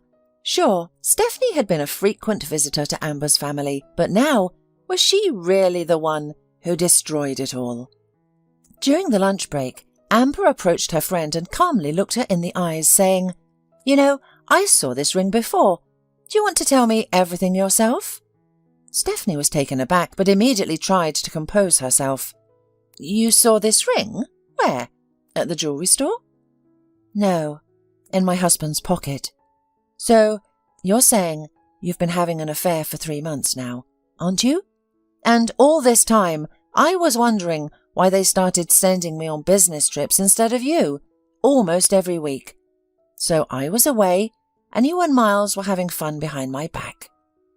"I'm not going to explain anything to you." Stephanie suddenly changed her expression, her beautiful face contorted with anger. "Sort it out with your husband." With that, she turned around and quickly walked away. Amber was standing alone watching her go. How bitter it was to realize that the two closest people had stabbed her in the back. The pain of their betrayal was simply unbearable. Amber excused herself from work, claiming to feel unwell, and returned home. Stephanie had likely already called Miles and warned him, because he was already waiting for her at home. So, the surprise was for her. Rose petals, candles, a gold ring with a diamond. I apparently didn't deserve all this. What happened between us? Where did your love go, Miles? Is it really over? We dreamed of having a child. I dreamed of... Miles remained silent. For the first time in the past year, he took out a cigarette and smoked. The silence hung in the air, and a heavy weight burdened them. "Do you love Stephanie?" Amber tried to understand. "What attracted you to her? What can she give you that I can't? Did you fall for her father's money?" Miles remained silent, and Amber suddenly felt an overwhelming surge of hatred for him and her best friend. That's it! No more silence. Pack your things and get out of my apartment. Go to her place. Get out! I don't want to be around you any more. If you don't leave now, I'll do something to myself. I hate you for what you've done. You've betrayed all my dreams and hopes. You've trampled all the feelings I felt for you. Go, I beg you, or else one of us will die tonight. Amber sobbed in hysterics, while Miles silently packed his things. At one point, he tried to approach her and hug her to calm her down, but she recoiled from him like a leper. Go away, she screamed, like a wounded animal. Don't touch me. Miles picked up his bag, put on his jacket, and taking one last look around, walked out. As soon as the door shut behind him, Amber fell exhaustedly onto the bed and buried her face in the pillow, howling like a madwoman. She couldn't imagine how she would live without the one who had long ago become her only family, who had brought her joy for so many years, the one she had dreamed of having a child with. Her heart was broken. She was unable to show up at work soon, afraid of encountering Stephanie there. Therefore, she took a vacation at her own expense. However, as it turned out, Stephanie left the company the day after Amber kicked out her husband. She won't be lost without this job, the workers at the firm reasoned. Stephanie has money. She already bought a car for her boyfriend. But let's not say anything in front of Amber. She's feeling so bad. But Amber was aware of everything that was happening. She saw with her own eyes the happy couple driving past the office where the abandoned wife worked. That Miles seemed like a normal guy. What attracted him to Stephanie? Amber's colleagues wondered. Amber is such a smart, beautiful girl. She has everything going for her. What more do these men want? They've been together since high school. Maybe he got bored. You know how it is with people. They love each other and then they want something new. Yeah, or someone new, an older woman chimed in. My husband ran away with my neighbour. What was he missing? I'm a better homemaker than her, and I'm 5 years younger. And she's not beautiful at all. However, he's fed up with me. That's all. That's our fate as women, sighed another employee. Don't talk nonsense about fate. The man has strayed. Maybe he wanted an easy life. Amber should have waited a bit. Maybe he would have come to his senses. After all, they were married for years. It's a shame they don't have a child. Maybe then they would have stayed together. You're talking nonsense, another divorced employee interjected. And who's to say kids would have stopped him? I have 3, and where's their father now? He's raising someone else's children and doesn't even think about his own. So Amber is lucky she doesn't have a bunch of kids from this scoundrel. Regardless, all of Amber's colleagues felt sorry for her and sympathized with her. Amber was utterly dejected. She could hardly sleep at night, and as a result, she had bags and dark circles under her eyes. In just a few days, she looked as though she had aged 10 years. Well, that's not the way it's going to work, a young employee, Mary, finally decided. She had recently joined the team and was working alongside Amber. I can't bear to see you suffer. Don't take offence, I'm new here, and you have every right to send me away. But listen to what I have to offer you. I think you need something to keep you busy. 2 years ago, I went through a painful breakup with my boyfriend, and I even had terrible thoughts. But through the psychological help service, I met some good guys, volunteers. They helped me a lot back then. We meet several times a week to help people in need, the elderly, the homeless, and families with many children. All of our volunteers are young, cheerful, and kind-hearted. They are the kind of people you need to be around right now. Taking Mary's advice, Amber joined her volunteer group and soon realized that her colleague was right. Every day facing with human grief, she slowly forgot about her own troubles. Soon she felt like the man in the parable who complained about his lack of boots until he met someone who had no feet. After all, Amber thought, these two have found each other and deserve each other. And it's good that I now understand this and realise that for all these years I have been with insincere and false people. Now I know it. So why should I be sad about them, especially about Stephanie? Mary is simple, open and reliable, and I didn't notice her. Gradually, Amber's own pain seemed more insignificant to her, and she completely immersed herself in solving other people's more important problems daily. Someone needed to be fed, someone needed to be warmed with hot tea, someone needed medicine or a warm jacket. One old man had a flat shoe, and another had a festering leg wound. And one day, something happened that changed her life forever. Mary and Amber, as always, were helping to distribute food to the homeless when they noticed that a boy approached the crowd of homeless people, approached and started looking into their bowls. He was decently dressed, although his clothes were already worn out. "Have you seen him before?" Amber asked, nodding her head towards the boy, who was about 7 years old. "No, he's a new kid. We often have kids from dysfunctional families come here. We already know them well. We provide them with clothes and shoes, and we bring them medicine and food. This boy doesn't look like a disadvantaged child. But he's obviously hungry. Look at the way he looks at the food, but he's afraid to ask for it. Maybe he ran away from home or got lost," Amber suggested. She put the ladle aside and decided to approach the boy. "Hello," she said cheerfully. The boy jumped in surprise. "Don't run away. What's your name?" "I'm Amber." "My name is Ian." "Ian, are you hungry? Come on, I'll feed you." The boy looked at Amber apprehensively. "Grandma told me not to take anything from strangers." "Your grandmother is extremely right, except that I'm not exactly a stranger. Many people know me here, and Ben can confirm it, for example." Amber turned to the elderly man, who was happily eating porridge. "Right, Ben, you know me, don't you?" "Well, of course. Don't be afraid, kid. We have good girls here. They won't harm us." Ian followed Amber, and taking a plate of hot food from her hands, started eating with warmth on both cheeks. "I wish I could take some to my grandmother. She's hungry too." He looked regretfully at the empty bowl. "What's wrong with your grandmother?" Amber decided to find out, as she was disturbed by the fact that a decent-looking child was wandering around the city so hungry. Ian was a little shy, but Amber managed to get the story out of him. It turned out that Ian's mum had recently passed away. The woman had been ill for a long time, and Amber suspected that it was cancer. After his mum's death, the boy was left to live with his elderly grandmother, but recently she had fallen ill, unable to get up.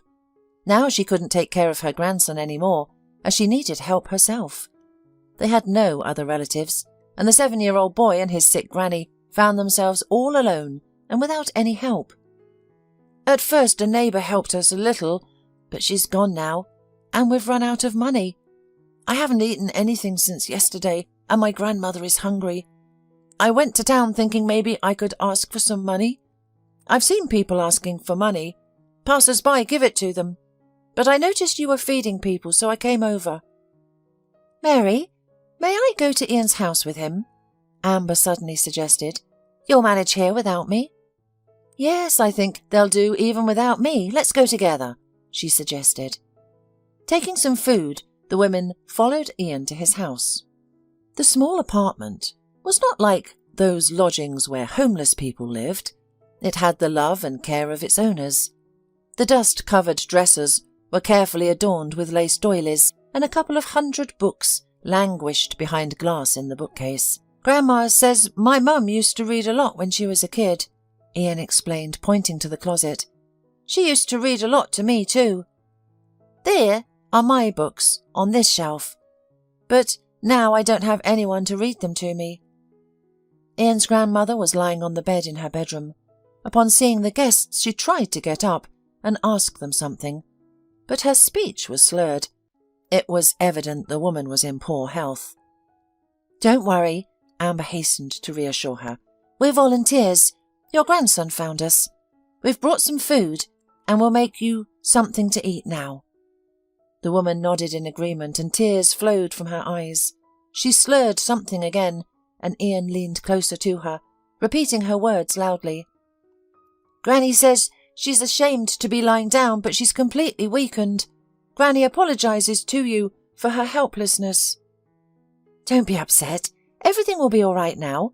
We won't leave you in trouble, said Mary, as calmly as possible, although her trembling voice revealed her concern. The girls helped Ian clean the house, and together they prepared food and fed their grandmother. I'm afraid I'll be taken to an orphanage, Ian said sadly. They wanted to take me away before, even before my grandmother became ill, but she didn't give me away.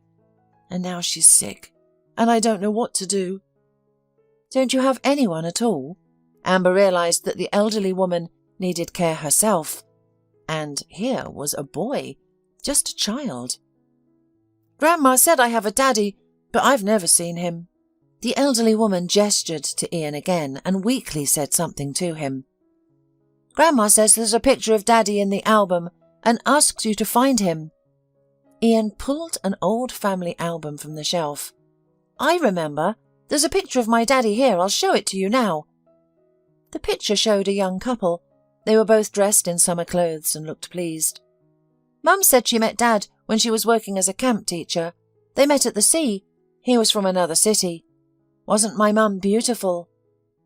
Amber and Mary looked at the old photo and understood how difficult it was for a boy to be without his father and mother. Would you like us to find your daddy? They asked Ian. The women realised that finding the boy's biological father would be the best thing they could do for him now. Probably, answered Ian timidly. Only he probably won't want to know me. He's never come to my birthday party. Ian, the grandmother weakly called her grandson. Come here, my good boy.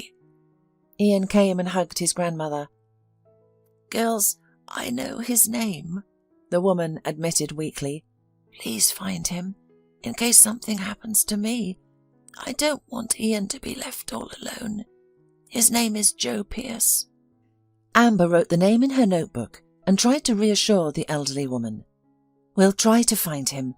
If you allow us, we'll take this picture. Ian, don't worry. We'll be sure to return it to you safe and sound.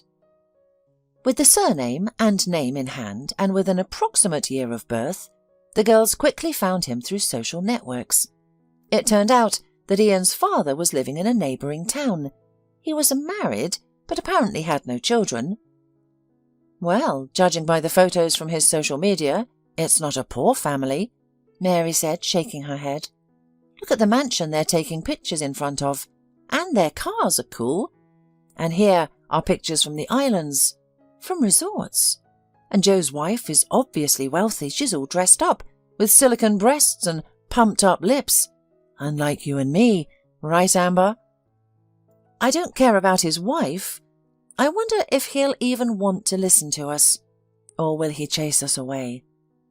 Well, we won't know unless we go. We can't delay it, or Ian's grandma might get worse, and the boy will be left alone. The women decided to go to Joe's house without postponing the trip.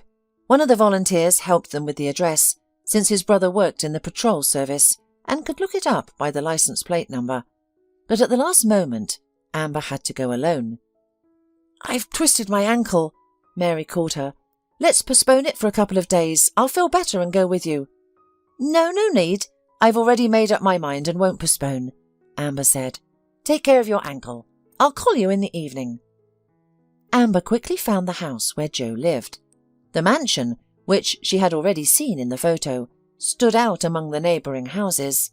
However, she couldn't approach the house itself. The entire perimeter was surrounded by a high fence, with surveillance cameras hanging from the gate. Initially, Amber decided to wait, hoping that the owner himself would come out of the house so she could stop him and talk to him. But remembering that Ian was waiting for her help somewhere out there, she shook off her hesitation and rang the gate insistently. I need Joe Pierce for urgent private business, she declared firmly. Amber herself was surprised at how convincing her voice sounded. What kind of business? You could have just called. instead of showing up at the house?" The woman, apparently the housekeeper, answered on the other end of the line. "It's urgent and can't wait. Just tell me if he's at home or not." "Eleanor, I'll answer it myself," a male voice came. "Good afternoon, young lady. What do you want from me?" "You are Joe Pierce?" Amber asked to confirm, and upon receiving confirmation, she continued, "Do you know the name Claire Sergieva? If so, please come to the gate. I have important information for you." A moment later, the gate in front of Amber swung open, revealing a handsome man in the opening. His face showed concern. "I haven't heard from Claire in years. Why are you looking for me?" he asked in surprise. "Do you know you have a son?" A look of disbelief crossed Joe's face. "A son?" "Yes, you do. His name is Ian, and he's almost 7 years old now. Look, is that you in the picture here? That's the man the boy thinks is his father, and that's his mum. She died a year ago."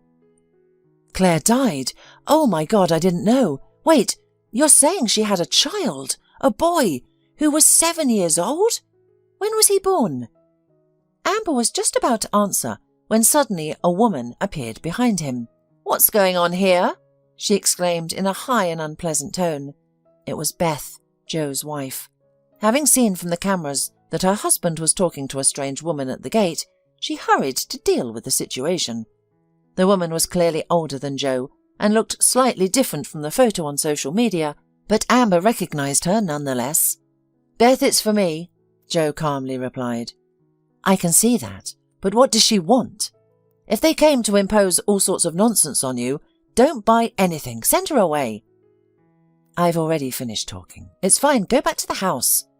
Joe discreetly took out a business card and slipped it to Amber. "Call me a little later," he whispered, and then added it louder so his wife could hear. "Thank you. I'm not interested in your offer." Amber immediately understood that Joe didn't want his wife to know about the conversation, so she didn't insist. She found a nearby cafe and, sitting comfortably at a table, dialed Joe's number. Half an hour later he arrived. "So what's going on, after all? Explain it to me," he demanded. "You see, I'm just a volunteer, and I don't really know your situation myself. I just decided to help the boy. The woman you dated 8 years ago gave birth to a boy. His name is Ian, and he's about 7 years old. The thing is, the kid is in a very difficult situation. His mother died, and he was left to live with his grandmother. But the old lady is very ill now, and Ian can't be left alone at any moment. I found out that he has a father and decided to find him. And my investigation led me to you. I'm very sorry for the boy. He is such a homely, beloved child, and it would be very scary if he goes to an orphanage. Ian is terrified of that. I first saw the boy when he looked into the bowls of homeless people because his grandmother was very sick and could not take care of him. At some point, they were left with no money at all, and Ian started to starve. We are helping them now. In the few days that I have known the family, the grandmother has slowly started to get back on her feet, but she has a heart condition. I can't guarantee that she won't go to bed again. Why, if the child has a father, should he go to an orphanage? I swear to you that I didn't know anything about my son, Joe said in desperation. I've not seen Claire for many years and had no idea that she was pregnant and had given birth to a child. You know, we had a little romance in the summer by the sea. When I came back to the city, I went to see her a few times, but we lived in different cities, and somehow it happened that the relationship came to naught. I liked Claire a lot, but my family wouldn't accept a girl like her. What was wrong with her? Amber didn't understand. When I started dating her, I didn't say I was from a rich family. I was so fed up with my university studies and my father's plans to send me to work for his companion abroad that I rebelled and ran away, determined to spend at least one summer doing what I wanted to do. I got a job as a simple counsellor and went without a penny of money to a children's camp by the sea. All the counsellors there were simple students, future teachers and kindergarten teachers, and just fun people. I had such an easy and fun time that summer. Among the other counsellors was Claire. She had just finished her 3rd year at the pedagogical college, and, like the others, she was happy to work at the sea camp. We sang songs around the campfire, went swimming in the evenings while the children slept, and eventually fell in love. I chose Claire, and she chose me. But the summer fairy tale couldn't last long. After a couple of months, I still had to leave for an internship in England, and when I returned 2 years later, I married Beth. I remembered Claire fondly, but I had no idea that our summer romance had given her a son. Tell me honestly, if you agreed to talk to me, does that mean that you don't mind seeing your son? Amber asked with hope in her voice.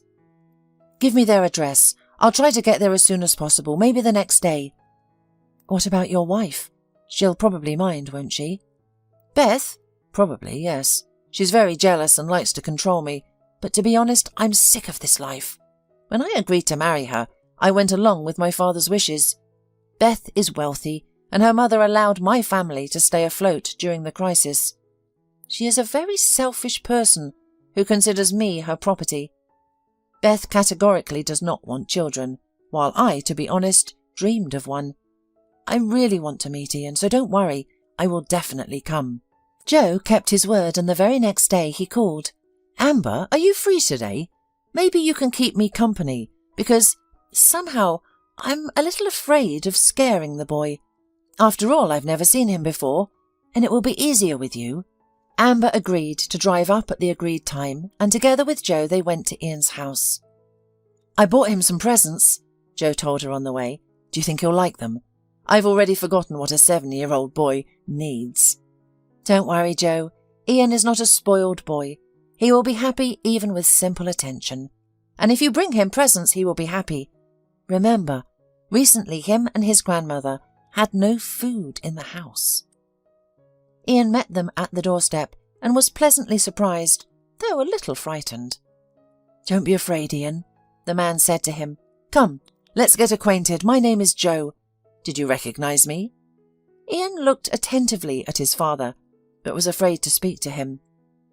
You're my dad, Ian suggested timidly. I've only seen you in pictures, and you look a little different there.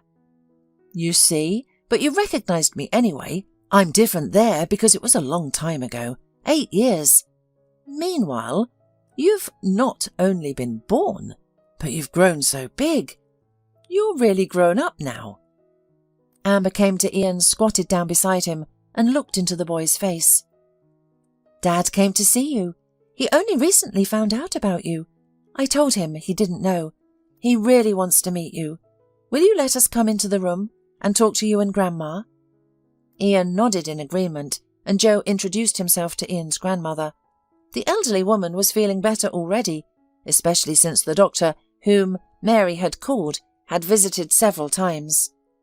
She began taking her medication and was slowly moving around the house.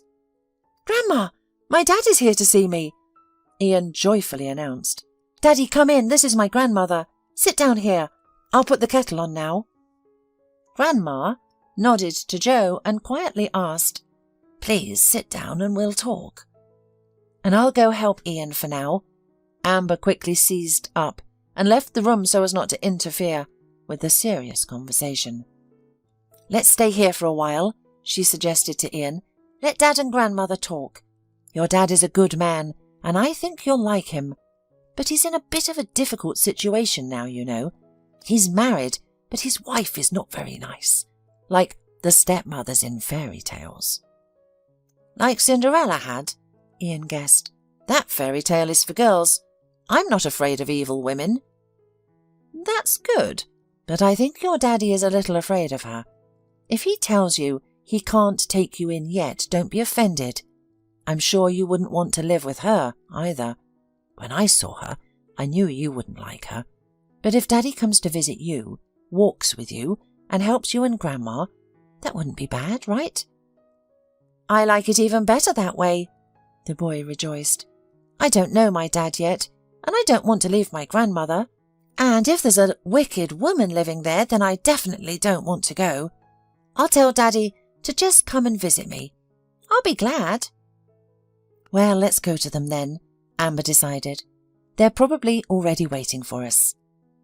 And so it was agreed. Ian stayed with his grandmother, and Joe came to visit them from time to time. He brought medicine and food, bought clothes and toys. Sometimes he would spend a whole day visiting Ian. They walked together around the city, went to the park for amusement rides, and ate ice cream in cafes. In short, they did all those cool things that bring fathers and sons together. And Amber is nice. I miss her. Ian remembered about the woman. Amber had been visiting their house less frequently lately. She was finally able to return to work normally and was travelling on business trips again. I like Amber too, Joe admitted. Let's invite her to go out with us sometime on the weekend. I'm all for it, the boy rejoiced. She's just so kind and beautiful as my mum was. She did so much for me and my grandmother, and she found you and helped me. Let's be friends with her. Please, call Amber and tell her I miss her. Amber agreed to meet Ian and his father on the weekend. Ian, you've grown up. I haven't seen you for a month, she said, smiling and genuinely happy to meet them. So how are you? How is Grandma? Everything is fine with us. Dad bought all sorts of medicines and vitamins for Grandma. She even goes to the store by herself now. She says she'll start dancing again soon. Well, she's joking. I mean, what kind of dances can grandmothers do? I think, Ian, your grandmother will surprise you yet, Amber laughed.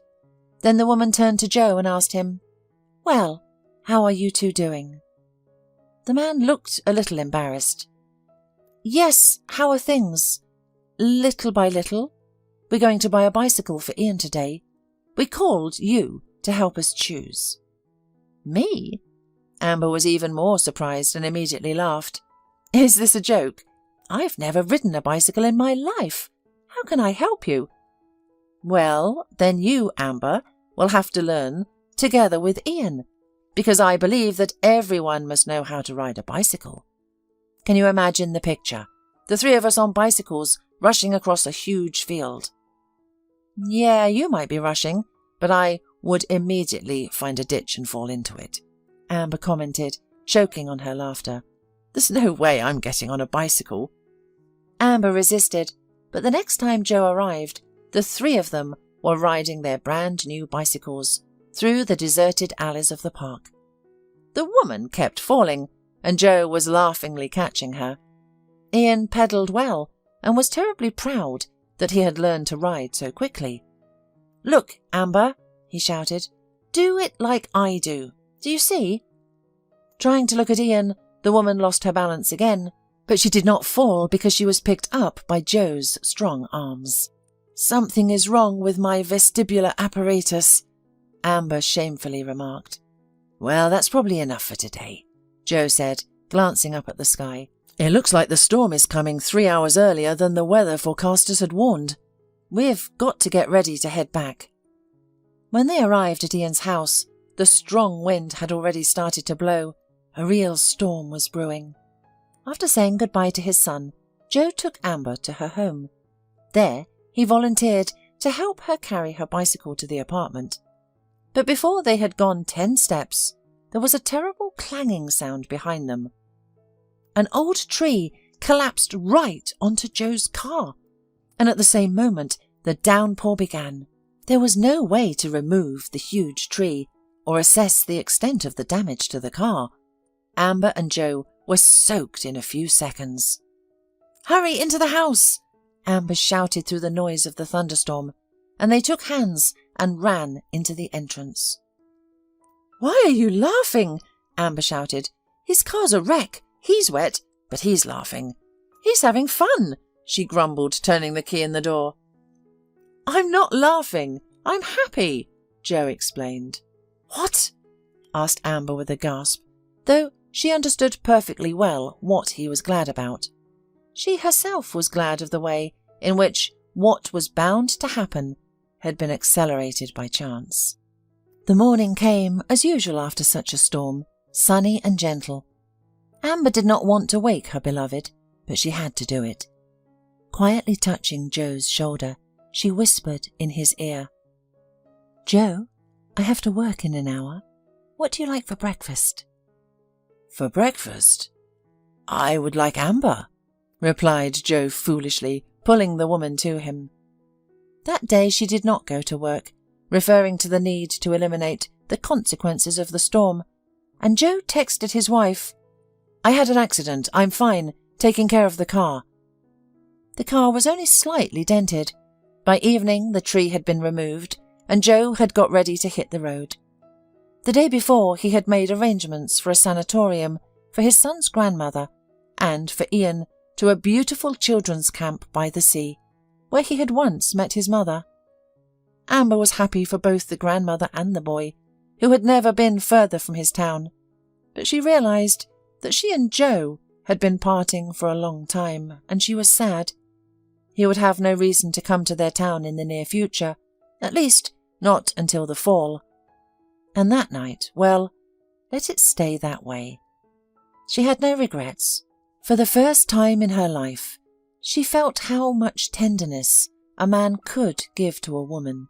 But she had no reason to be dishonest with herself. Amber fell in love with Joe at first sight. It was as if something hit her right in the chest, where, as many believe, the soul resides. As soon as he handed her his card and whispered, "Call me later." During the summer she often called Ian and his grandmother. They were both content and happy, though they missed each other and Amber.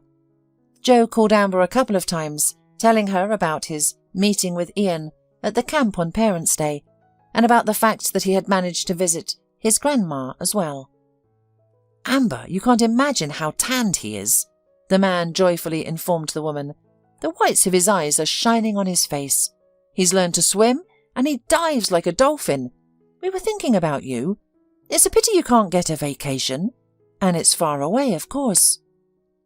"It's okay, I talked to him on the phone, and I'm glad he found friends there. Grandma isn't bored either. She's made some friends there and even has a man.